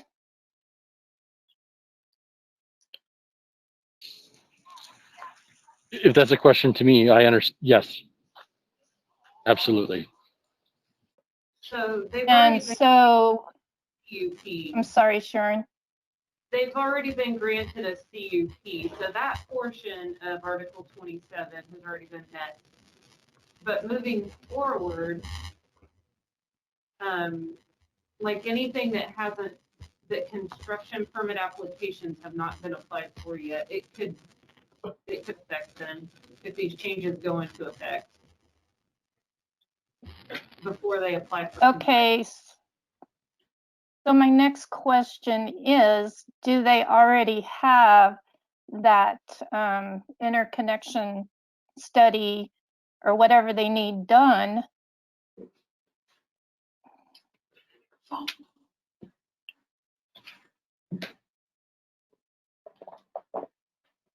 think it's an application that's under review. My understanding is Jesse said They were just starting it, and isn't that what he said? Yeah. So it sounds like it's an application just getting started. Okay. I'm sorry, Kathy. I blacked out just a little bit of that question. So do you already have the interconnection piece done? Yes, we do. Yes. Yeah. And fortunately, we got an interconnection that was prior to this big backlog. And so, like I say, I don't really have a horse in this race anymore. It doesn't really affect me, but that's what just from an industry perspective, that's what, new projects are going to be dealing with. Okay, so back to the question on the 2-year versus the single year extension. After all of this is said and done, maybe it goes back to where it only takes a year. So I don't see why we need to change anything. And that's certainly an option. I think that was part of the discussion, and I think that was part of Chase's maybe point was if we did have a problem or if a new application came, we certainly had the option to address that issue at the time to maybe rather than, affecting years and landowners and that sort of thing, maybe more of a leave it as it is sort of thing. I think, Chase, if I'm maybe understanding you correctly. That was an option, yes. So, but yes, we do have the option. We can leave it as it is. We could add more extensions. That's part of the edit that we're working on currently. Maybe if I could jump back in here for just a little bit in response to Kathy's question. For me, I think as wind energy people would look at Marion County and see our regulations of 2, maybe 3 years time, and they know that they're going to spend 3 years just in getting their interconnections, getting that permission, they wouldn't bother coming to talk to us because they say it's impossible, to put a project together with those time frame limits. And so, I don't know, maybe we're not interested in more wind projects. I think that'd be a good way to eliminate any future ones coming in. I'm wondering if maybe another option might be available to us, and I'm not quite sure how you would be able to maybe police it, if that's the right word. But if we would just stay with our 2 years as a basic time frame, but then add in the amount of time that it would take a wind energy company to actually get their interconnection timeline put together. So if looking or listening to what Jesse's saying, let's say that takes 3 years, then that particular cup would have a 2-year time frame plus whatever time it takes for them, the energy company, to get that interconnection approval. And so that would fluctuate then, with whatever it takes. I mean, if the federal government speeds up and all of a sudden it's back down to, 6 months or whatever, then the company would have 2 years and 6 months to get it completed. If it stays out at 3 years, then it'd have the 5 years to make that thing come together. From what I would comment on that now, because I kind of was thinking something similar, was if you filed, let's say a company comes in and they want to file a CUP because they want to know that it's, compatible with the community, right? And so that's to get through the first threshold. They get a 2-year authorization, and then to get any extensions beyond the 2 years, rather than necessarily asking for permission, but instead posting milestone requirements, and that might include, evidence of a filed interconnection and the timeline, that's associated with that. And maybe there's a milestone or two otherwise as well, but that's one way that I could see you could get around this particular issue that is, just really cumbersome. Yeah, that's pretty similar to what I was suggesting. It makes sense that somehow we would connect, this code requirement with what it actually takes for companies to get that interconnection timeline done.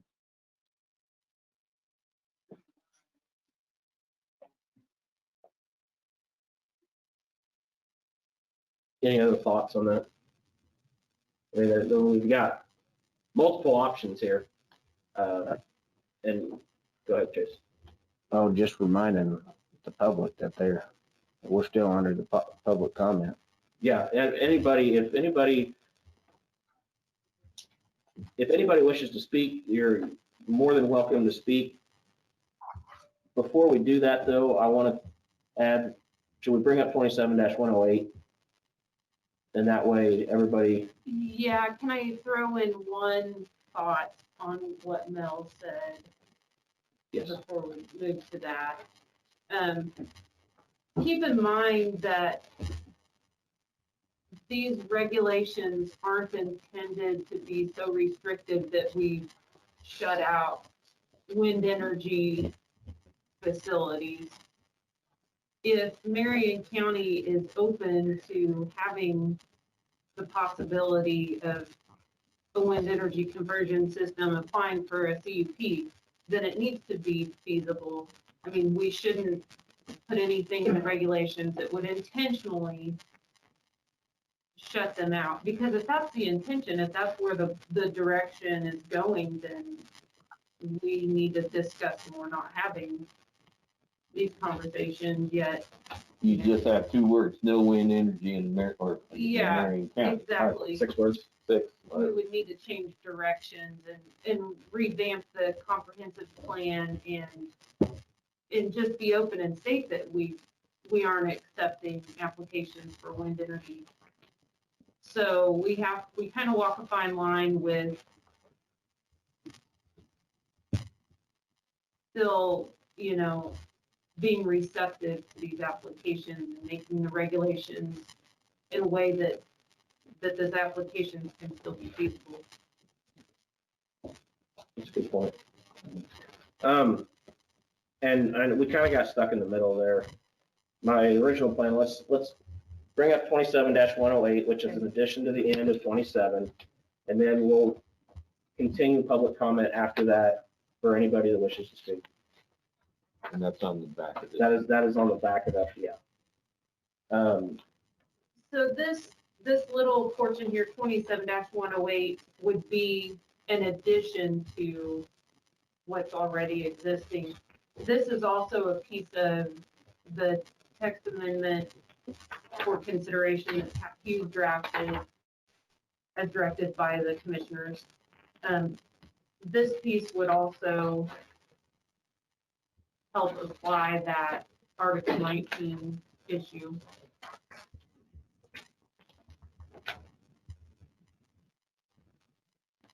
I'll go ahead and read it if you Go ahead. want. The holder of any approved CUP for a WEX shall comply and remain in compliance with the terms of any agreement with Marion County with respect to A, the use and improvement of roads, bridges, or other infrastructure owned or maintained by the county in connection with construction, operation, or decommissioning of the WEX. B, the decommissioning of a WEX, or C, providing a form of financial security to the county with respect to decommissioning the WEX. A failure to so comply or to remain in compliance shall be deemed a failure of compliance with the conditions and requirements of the conditional use permit. So basically, that's reiterating that if those agreements aren't complied with, But that's a whole new section, as it says. Yeah, It's that's not- right. That Bridges to 19. Yeah, basically what we talked about earlier.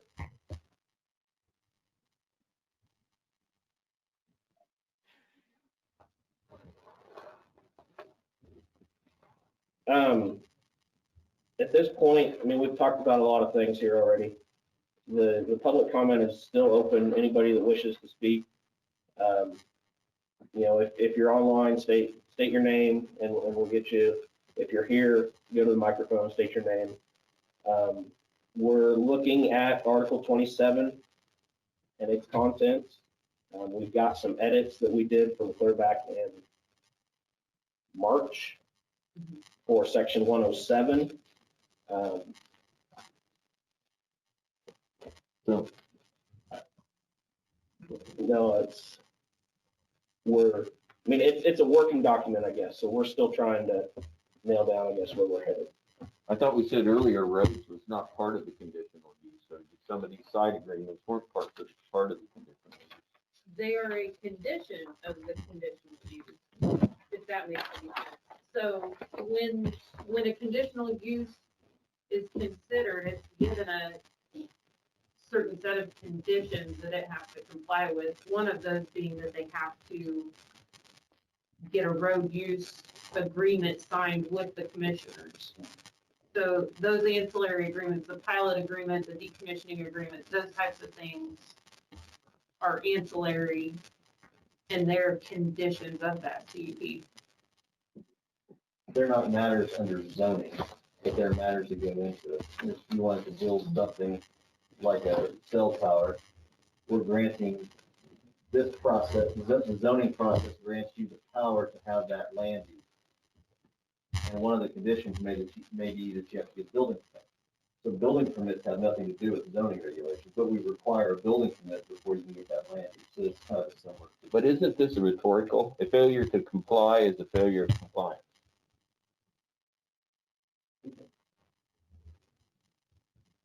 That's what it says. With that, I dropped to so. So it's a rhetorical sentence, which last time I checked, you try to stay away from. I'm assuming that it's in there for legal purposes for the next step of this report. That's exactly what it's there. But it says nothing. It says failure to comply is a failure of compliance.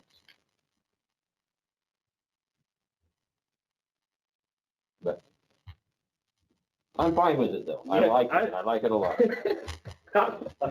I'm not a board attorney, so. These were not written by us. I just brought it up as a question. I completely agree. Well, it can be wordy, but what it's pointing to is simply that, look, failure to comply with the ancillary agreement equals also a failure to comply with the conditional use requirements. So it ties them together at the ankles, and if one goes overboard, they both go. I think it's maybe a little vague. Failure to comply with the road maintenance agreement is a failure to comply with the conditional use permit. This is even better. A failure to comply or remain in compliance is a failure of compliance. That's even better.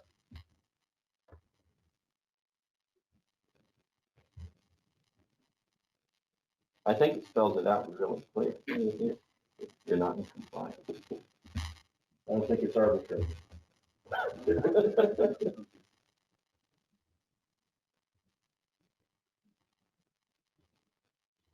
Any questions about that from the board or comments?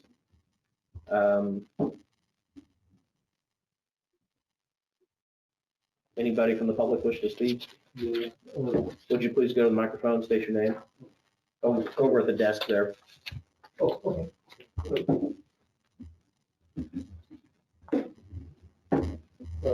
Yeah, this is, handle them like that. I mean, well, I would just like to say,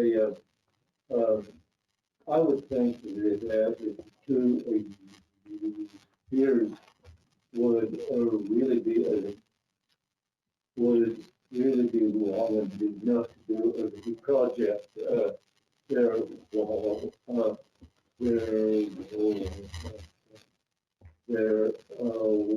Once you have the CUP, mainly because, like if someone was wanting to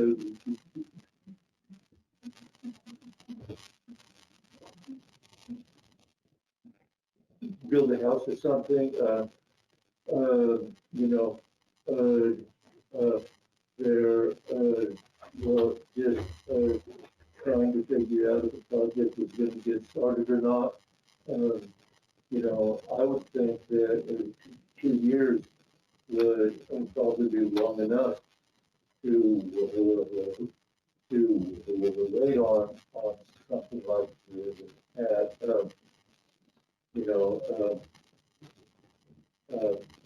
I guess that, I guess that's good all, but,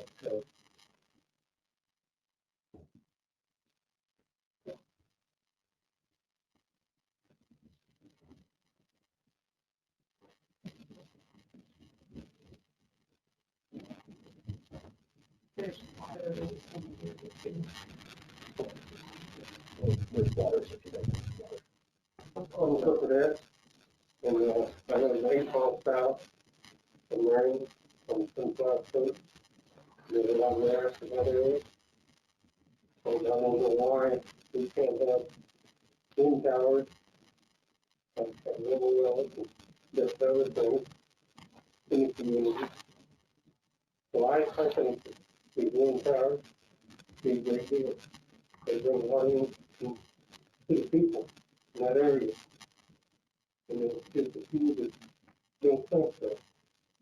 So I think it'd be a real blessing if we could bring wind generators into our community. I think that would be a good deal. Good thing to have in our community. So we've got a whole lot of stuff right next to me, but I can't get good water well. Why can't I have a generator? I think that, we got that land. Can I ask you to speak a little close? I just noticed that Cotson cannot hear us. Just speak a little closer to that microphone. I'd like to see one of them go in, these wind generators. And be a good application for us farmers that have land out there in that area. So that's what I got. I think it'd be a great deal for generators. Firing.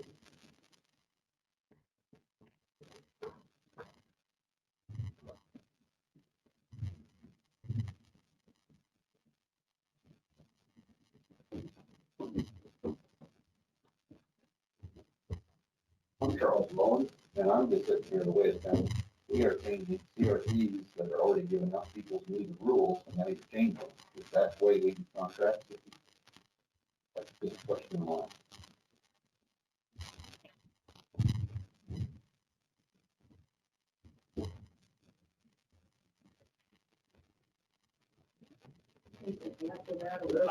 Yeah. Just trying to answer. I mean, we can answer it. I don't think we're changing anything that's,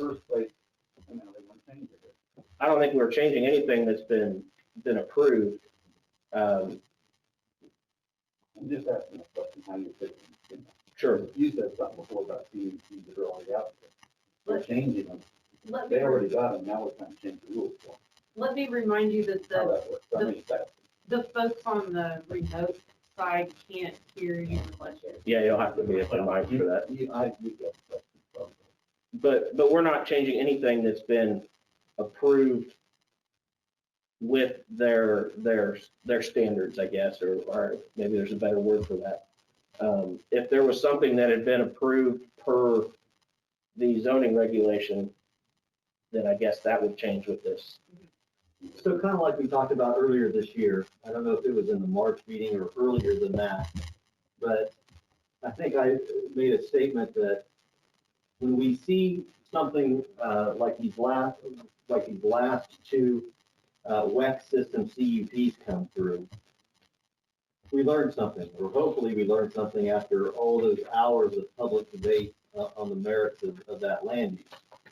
And what we tried to do after the approval process in that case, or the denial, once that CUP application runs its course, we ask ourselves, is there a better way to do this?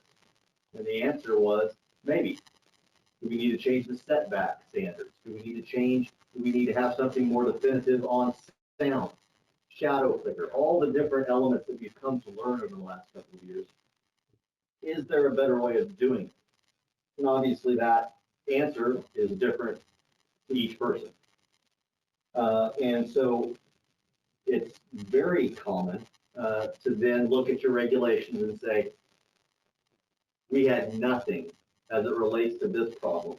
Or as we found, or perhaps Jesse's group, in being from the industry side, said, look, you simply, this is untenable, this is untenable, this is untenable. We would ask that the county change their regulations because this isn't going to work from an industry standpoint. There's nobody in Marion County that knows more about it than those folks, right? So that's why we have these public hearings on these text changes. Do the rules need to be changed?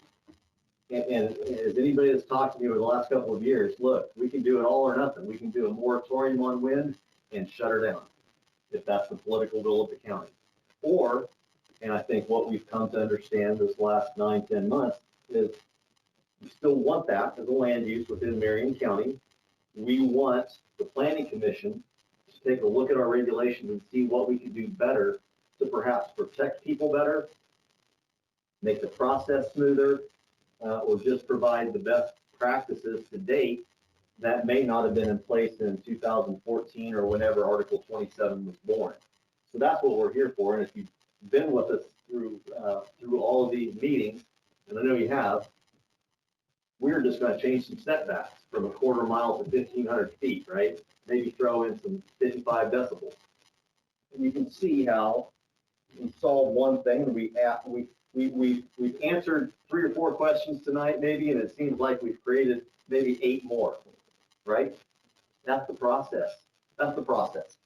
So we are not trying to retroactively, nor can we retroactively roll back standards that were made as part of the approval of the last 2 WEC CUPs. This is going forward for the next one, or the expansion of one of the 2 that we have. Diamond Vista, Expedition Wind can certainly obtain more land and to expand their facilities. I don't know if that's feasible, and it may not be the case, but sometimes when you build something, you want to expand it. And it makes sense to expand it where it is instead of building a 3rd new one someplace else. That would need a CUP, just like the Doyle CUPs needed another CUP to combine them all and reshape it.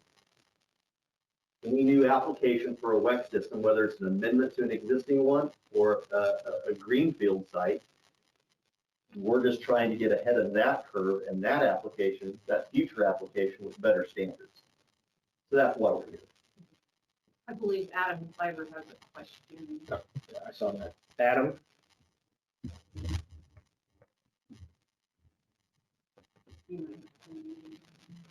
Yes, I'm here. Go ahead. Yeah, this is Adam Fiber. I apologize for the fact that I have not been involved in understanding of the history of some of this, but on page 2 point number 2, where you talk about how you have arrived at the current setbacks that are on this document today. Could you give a brief history of how you arrived at those setbacks? And I mean, to me personally, those are all based truly on a person's opinion, and you know, how many opinions came together to arrive at these. My honest feeling is that these are very inadequate, and so I just like to get a little history on that. Well, I might throw my hat into the ring here first. So at some point when you have a new technology or a new land use, somebody's got to write the first set of regulations. That could happen in Kansas, that could happen in California, whatever. And when that industry comes to your neck of the woods, you are making phone calls and you're searching the web trying to find how to handle this or how to manage that particular change in your zoning regulations. Not only zoning regulations, but that's what we're dealing with here tonight. So you do your best. And then you go through a few of these things, like I just explained, and you learn something. You learn that your regulations were too onerous, or you realize that your regulations weren't controlling enough. And so you literally just go through it and figure out what works best to manage the expectations of, say, the non-participating property owners with the expectations of the applicants. There's middle ground there someplace, and that's what the numbers started out as. And then over time, not only in cases here in Marion County, but elsewhere in South Central Kansas,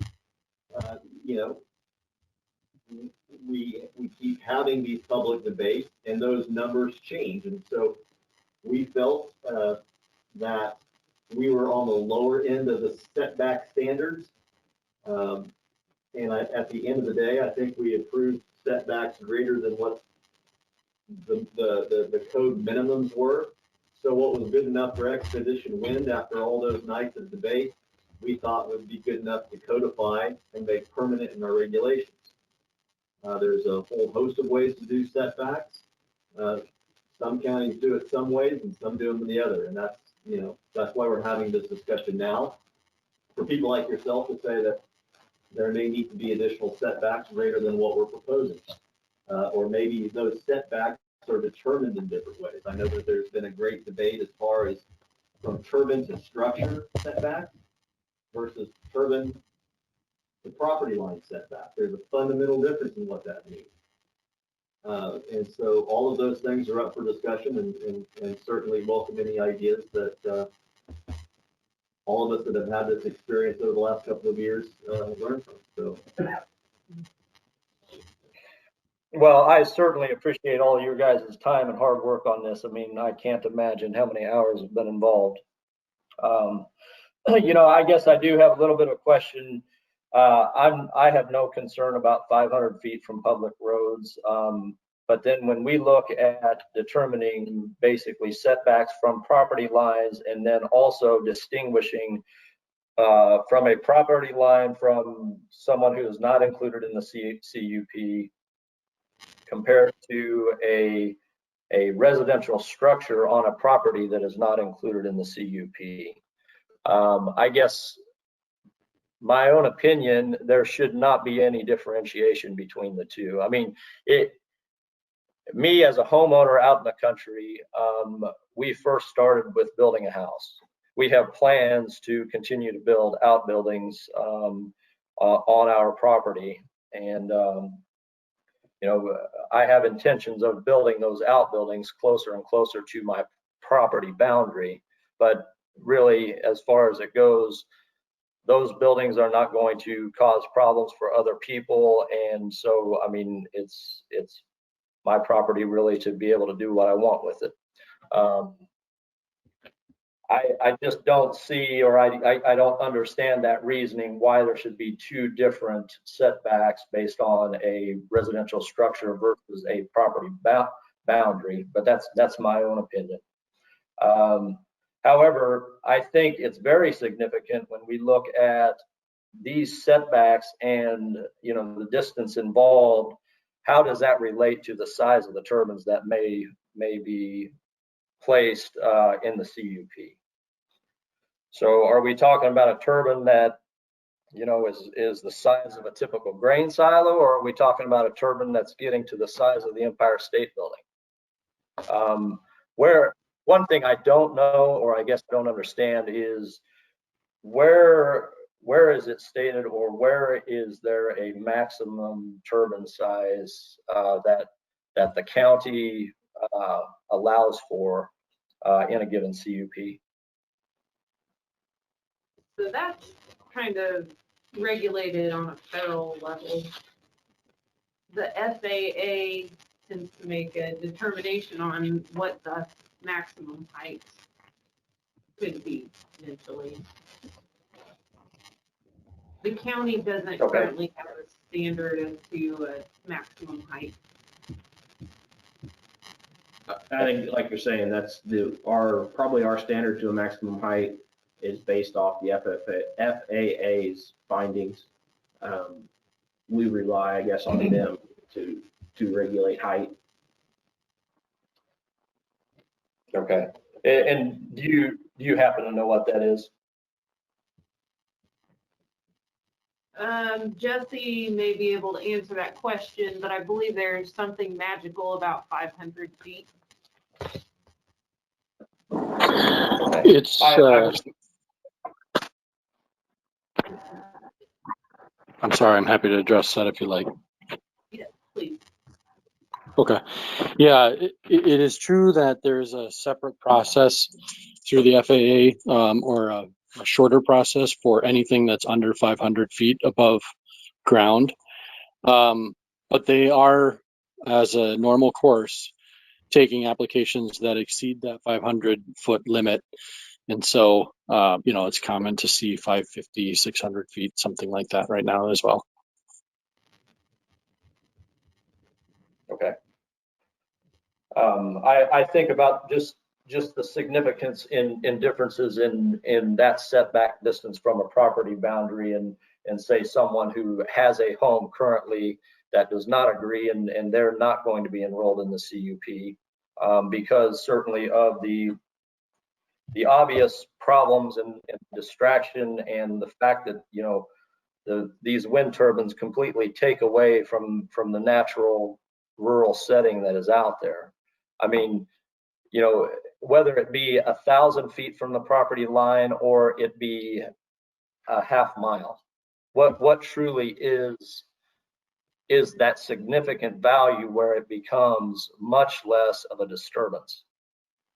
My honest opinion is, I mean, you know, I don't know how much time you all have spent up north or, you know, have taken the time for the course of a day to be able to sit within a half mile of one of the turbines, but they're extremely distracting.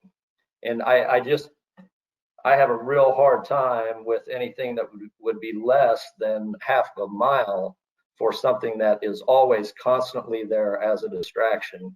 For someone, you know, who has a home, they have spent their entire lifetime to go build that home out in the country.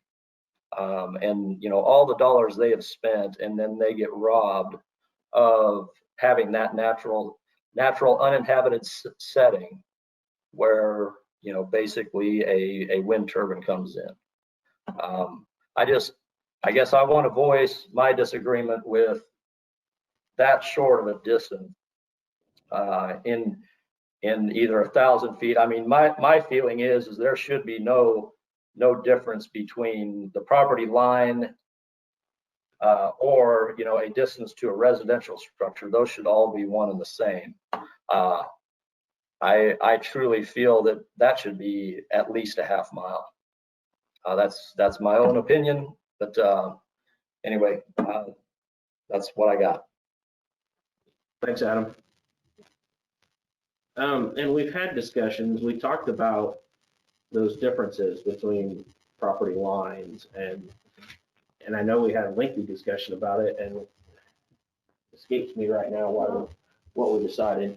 So at a half mile, that would basically put a turbine right in the center of a section. I mean, the section's a mile by mile. So having a half mile setback would put that turbine right in the center. And then you would be spaced out to a point that a string of turbines may not even be feasible by the time you get, you know, between non-participating property owners and finding sections of ground that everyone in that section is willing to participate, and then having, it takes a certain number of turbines in a string to make this function. I mean, that's just part of the industry. In the functionality of the setback distance, I remember and I understand, you know, that it basically at 25, at a half mile, it basically throws out the option for a project. And I know that was, you know, we discussed that, but we had also discussed setbacks from, instead of structures, non-participating structures, it was non-participating property lines to be. Yeah, we had talked about, instead of regulating distances from residential structures, we talked about regulating from property boundaries. And then I think that there was some discussion about then what is realistic. Yeah. You know, you can't, obviously 1,500 feet from a residential structure doesn't equal the same thing when you say 1,500 feet from a property boundary. So then what is feasible? What would still allow a project to function? And I don't know that we ever came up with a good answer for that. I don't know that we did. I think that's, I mean, we're still in process. That's, Yeah, that's we're one of the still, things that, I mean, I think what we did decide was to increase, you know, the setbacks we did have. Now, whether we went beyond that, I don't know if we got that far in our discussion. no, because currently it's 1,320 feet, quarter of a mile. And our red line version that was discussed back in March, I think, is where we increased it to 1,500 feet. Because that, you know, Expedition proved that that's possible, but that's also from a residential structure, not from property boundary.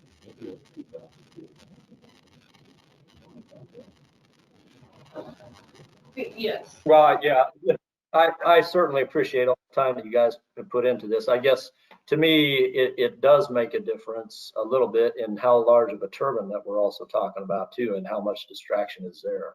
The other thing too is there is nothing that I have read in any of this that gives any regulation to the distances between turbines. And so I don't know if that's something that's ever been brought up, but you know, 2 turbines is twice as distracting as 1.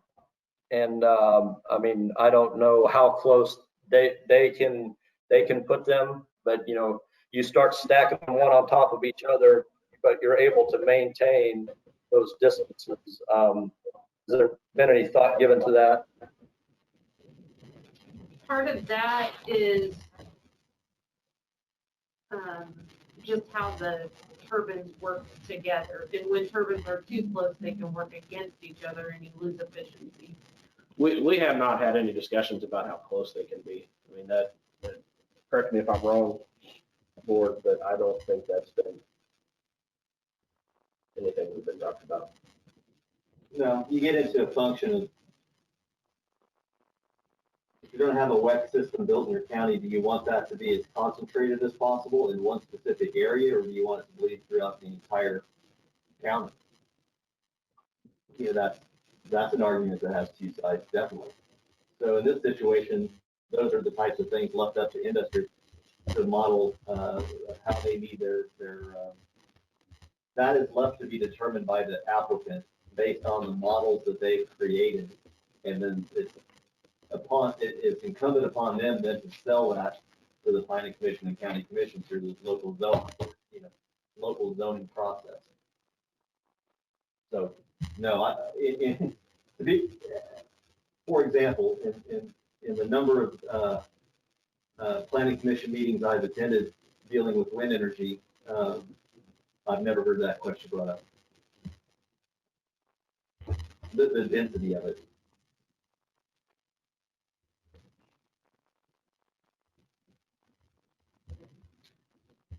Adam, we're gonna probably move on to the next speaker. Thank you for your questions and comments. Okay, thank you. Linda Peters, and I'm the Liberty Township trustee. And I guess I just want to give Mr. Dan, I agree with the 2-year plan with the 1-year extension. I know the rules are set there. Has the commission or the zoning and planning commission, have they ever had anyone come up and say that's not going to be enough time up front, that we've got to have more time? I mean, no one knows. I mean, you've all sat here and said, well, we don't know how long it's going to be. So I think setting the rules of 2 years with 1-year extension until you hear elsewise, I think that's adequate for that. And I guess the other comment I have to say is, well, we kind of moved away from it, and I don't have that piece of paper, but Which one was it? We can go back there. the last thing we talked about. The very last one, 108. Yeah, that adoption of the roads and bridges. Mhm. I think that was very confusing because when we first talked about it, it was, you had to have a plan. Yeah. Yeah, but the first time we talked about it, I think Diane Novak was asking about that. And I thought it maybe was answered differently than what this now says. So I think that needs to be clarified a little more, possibly. Yeah, and I can see where that was confusing. So those individual agreements, like the road use agreement, have some remedies and cures built into those contracts. Those are legally binding contracts. So the county has the ability to implement those stipulations that are placed in that contract. But when you get to the end of those cures and remedies, if the situation hasn't been resolved, then it's time to look at this 27-108 and look at suspending or revoking the CUP. So the county should use the ability in the contract to resolve the conflict first. And when those conflicts haven't been. Roads and bridges. Right. Yeah, and Linda just said, like on the roads and bridges. Yeah. Agreement. So, yeah, the county should use the things in that contract first to resolve those conflicts. But when those conflicts can't be resolved in that manner, then the county has the ability to use what's in our regulations to start the process to revoke or suspend the CUP. Which they may not have had without this type of clarification and language. It's much more solid of an argument, the way in which Pat is doing this, because usually we separate out those types of local agreements between the developer and the county government out of zoning. We are governed in a bubble of law that is separate from contract law. And so this provides a mechanism to tie it all together so there's no severability. Because if you're looking to dodge a responsibility that you are obligated to the county to provide, you're looking for severability. Yeah, you can take this away from me, but you can't take the whole pie. Now we can take the whole pie. Thank you. Thank you. Yeah, that's a good point. In my poorly articulated, non-legal opinion. We like to talk about food. I do.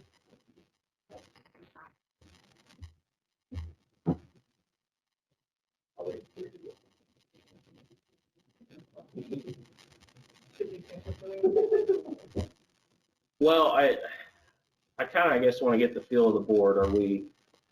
There's been a whole lot of stuff talked about here. And I think we might have another question. Just a minute. Was that Kyle? Is that him? Just a minute, Kyle. I'm gonna, we'll answer your question here, but I guess the feeling of the board, are we ready to move, ready to move on part? We don't have to do it all. We can continue discussion. I know there's a lot, we've been here a while already. There's a lot to get through. So I guess we don't need to be in a hurry. We'd like to keep this process moving, but we don't have to decide on anything. We can decide on certain things or not.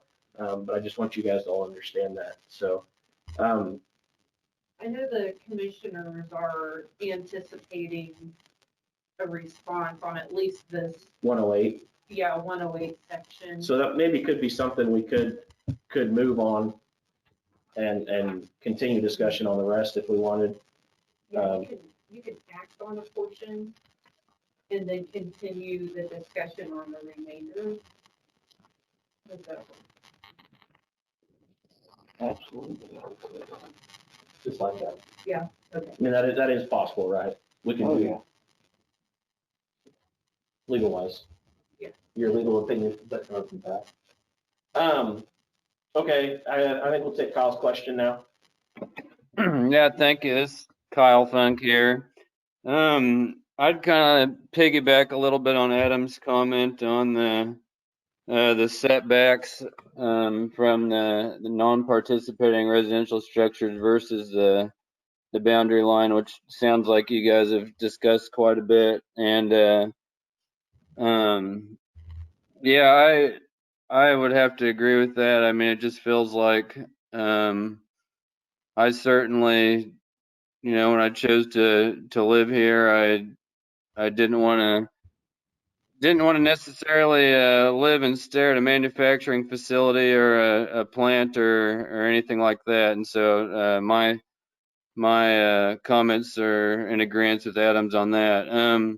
Kind of on the side of the discussion here, what's the conversation been?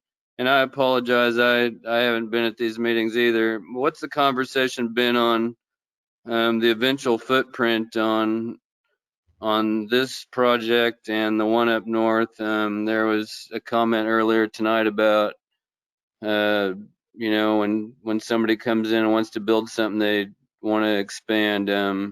Has there been discussion about the boundary or the footprint of this thing, or eventually what are we in for with this development?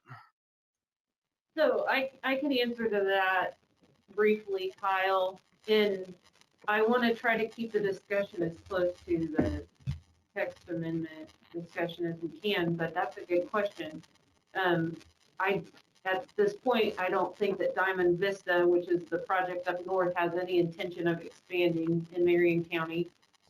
And Expedition, at this point, does not have any intention of expanding in Marion County either.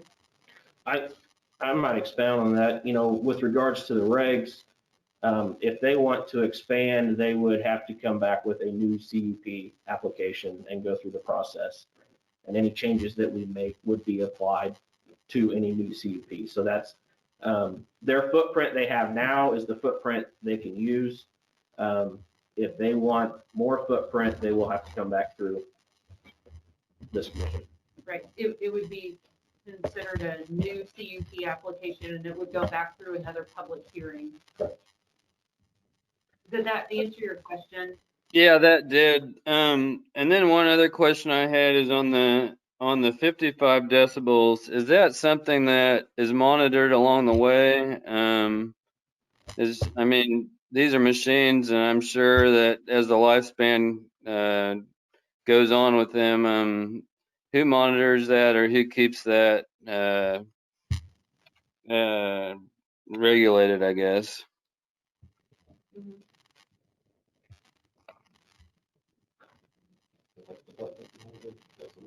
No, part of it could be part of the operations and maintenance. Anyone can report a higher decibel sound or noise coming from a turbine? Short answer, probably,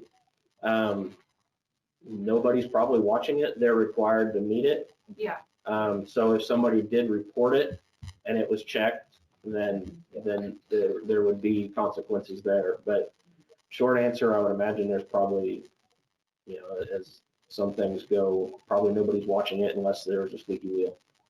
right. So if it's bothering someone, I mean, they can definitely bring that to, Because they are required to meet it at all times, but I don't know that there is a monitor of that at all times. right? That answers my question. Thanks. Sure thing. Anything else, Kyle? Not tonight. Thank you. Thanks. Appreciate your work. Thank you. Anybody else wish to speak?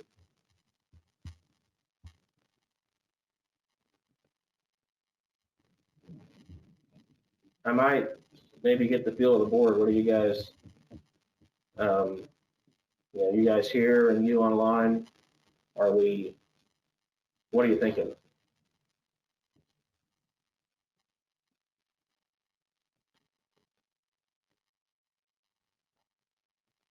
Well, number one, I think that it needs to be abundantly clear to the public that this has no bearing on the past two wind situations. I think that may have been confused for sure. So this would just have only applicability to any future developments.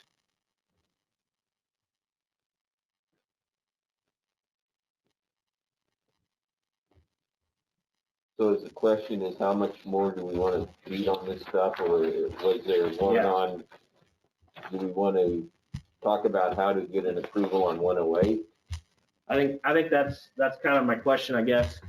Do you feel we're ready to do anything? Do you feel we're ready to do part of it? All of it, part of it, none of it? That's, I guess, kind of what. Would we have the ability to go through all the red line changes and just make a determination on each one as we go through? You can, so that,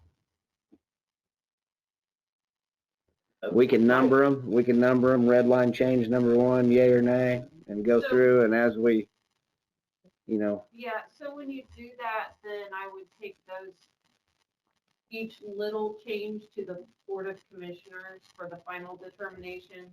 well, And then we have to publish each one. well, what I'm saying is, as far as the process, I'm of the notion if we're going to do anything, let's get it done. There's no sense in kicking this down. And I agree.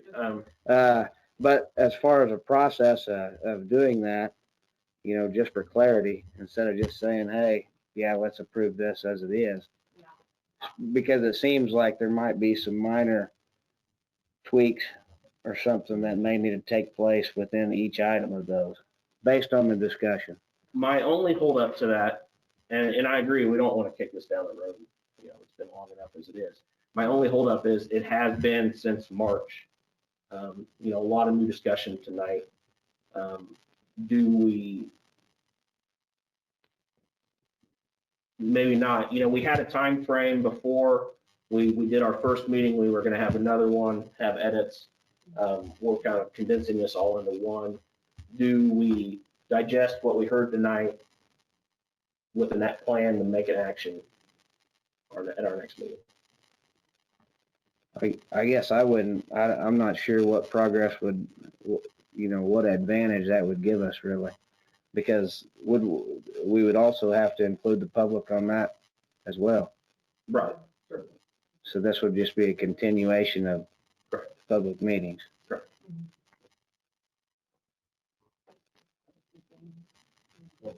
There's still quite a few things that could be looked at. Well,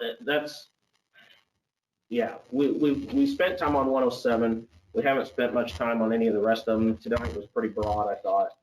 We got kind of keyed in on a few specific items. I guess I'd be open to what the rest of the board thinks.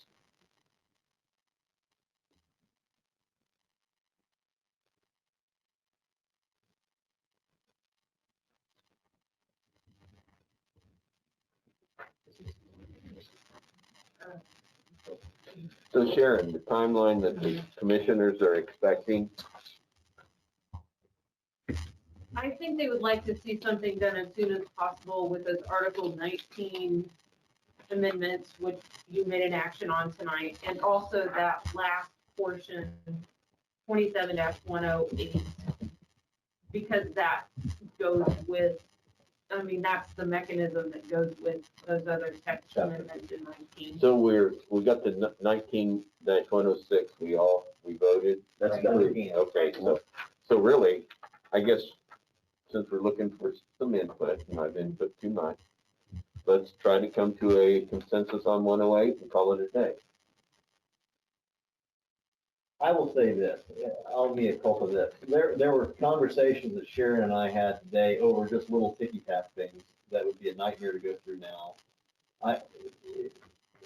If it behooves everyone, I think if you want to take action on 27-108 that we talked about already, to send that along to chapter with Article 19's changes, that would be advisable. And I think it would be advisable not to take action, even though I appreciate nobody loves these meetings, right? Take action on the balance of chapter 27, Article 27 in October, and just continue that portion of the meeting, unless you disagree. Mel, Jim, Kathy, any thoughts? Oh, I think Diane commented, I think Diane has a comment. Better just shut up. Diane, did you have a comment? Well, she did. Okay, so first comment. Yes, oh, you're gonna read it? Okay, I'm sorry. I just wanted to clarify a statement that was made that was incorrect. I thought I heard, and maybe I misheard because my sound is not very well. But I thought somebody said that these changes, as I'm referring to 27-108, which does actually answer my original question more correctly to what I was asking. But Article 27-108 has everything to do with an existing project. And that is why the commission, and Sharon has reiterated that multiple times, that was the one focus of the county commission. All the other ones were just probably your cleanup mechanism or your updates to your text amendments. But that Article 27-108 does have something to do with an existing project. And so I just wanted to correct that statement that was made. And that's all I had to say. Thank you. Thanks, Diane. Russ, can you explain? Yeah. Our text edits do not apply, but this edit, this addition 108 does apply. I think that's what maybe the biggest confusion is tonight. Yeah, and it is confusing, and I appreciate that. There are sets of conditions that apply specifically and only to a specific CUP. So my CUP could be different than your CUP. So there are site-specific conditions relative to that individual project, but all of them have to abide by all of the other regulations in the zoning, all other conditions of the zoning and requirements of the zoning regulations. So if we don't specify an increased setback, for example, let's say we have a project where it's feasible from the applicant standpoint as well as the neighboring property owner standpoint that a 2,500, and we've had this, our regulations say 1,500. The applicant may offer 2,000. So that project setbacks are at 2,000 feet now, even though our regulations say 1,500. But most things aren't spelled out in a CUP resolution because they automatically by default are in the zoning regulations. This would be one of them, as Commissioner Novak said. So unless Expedition Wind would have argued for a waiver of sorts in that CUP, that's the only time that condition wouldn't apply. So the answer is yes on both sides of the equation, if that makes sense.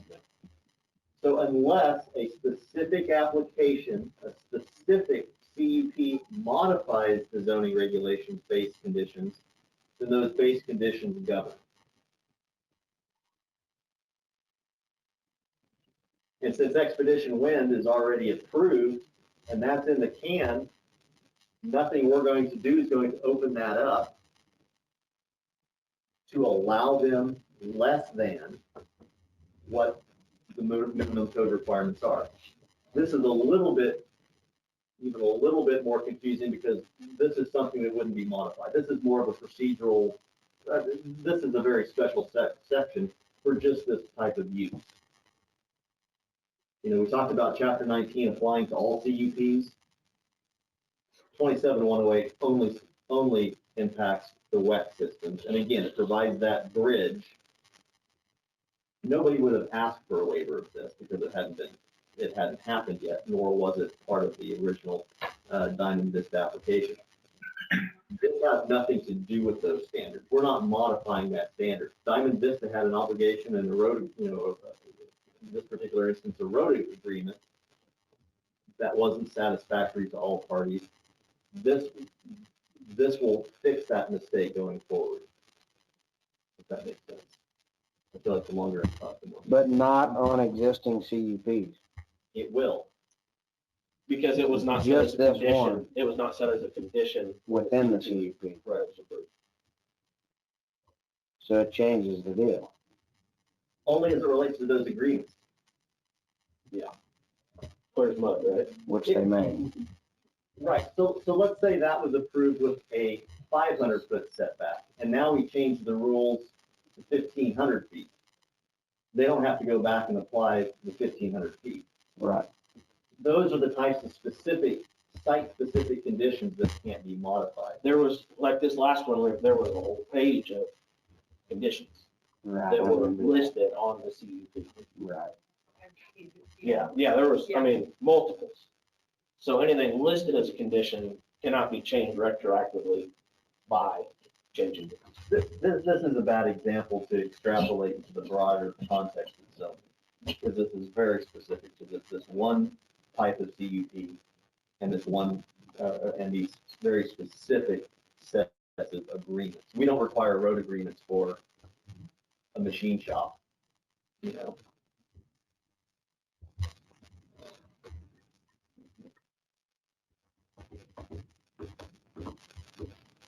Jim, Mel, Kathy, thoughts?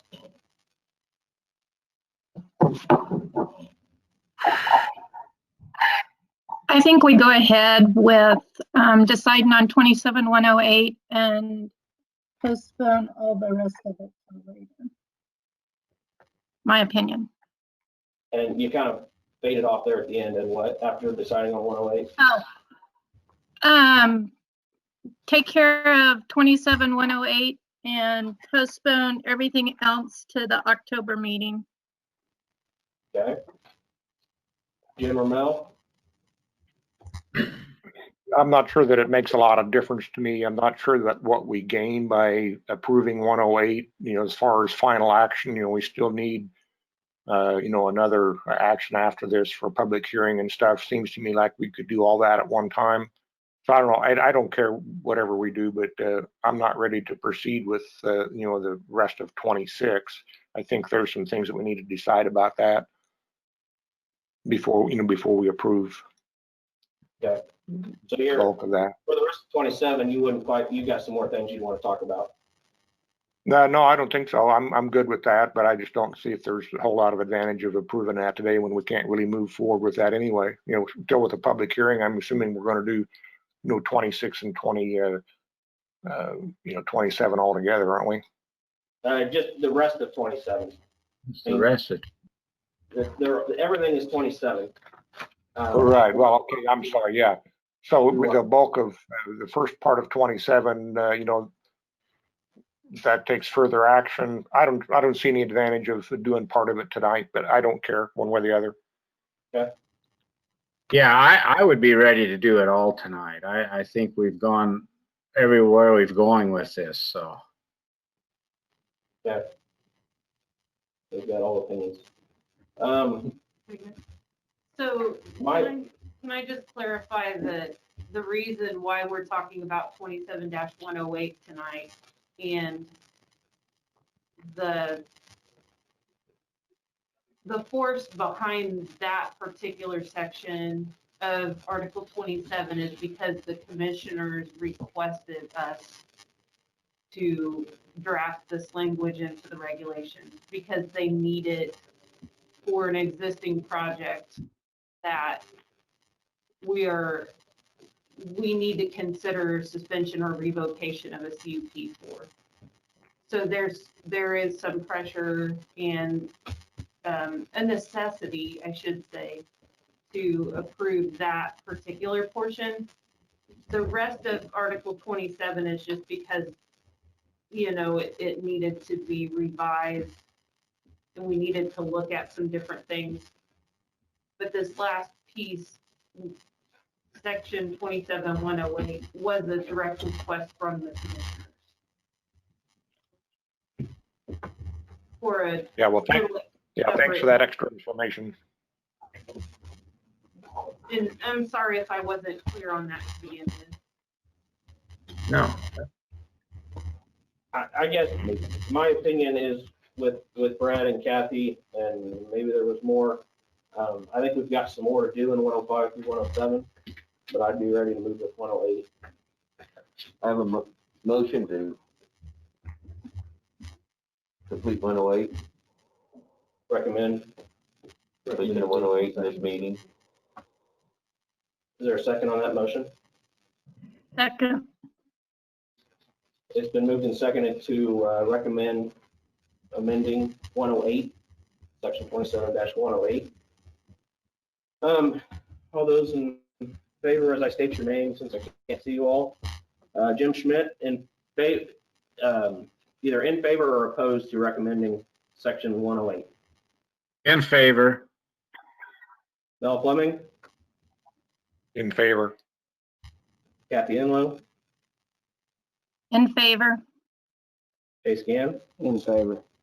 Brad Gorsuch, Favor. and Derek Belt was in favor, 6-0. And Article 27.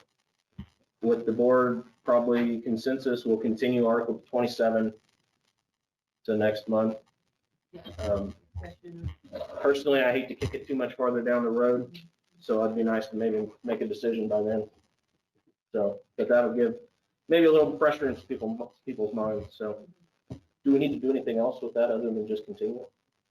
No, It's already been public notice, so you can continue Discussion. to a future date. Okay. we'll probably clean up our red line with other things that Sharon and I have thought about. Sure. So you will all be reissued. We will be reissuing Another red line. another red line copy. So bring your questions. If you have questions, be sure to formulate them.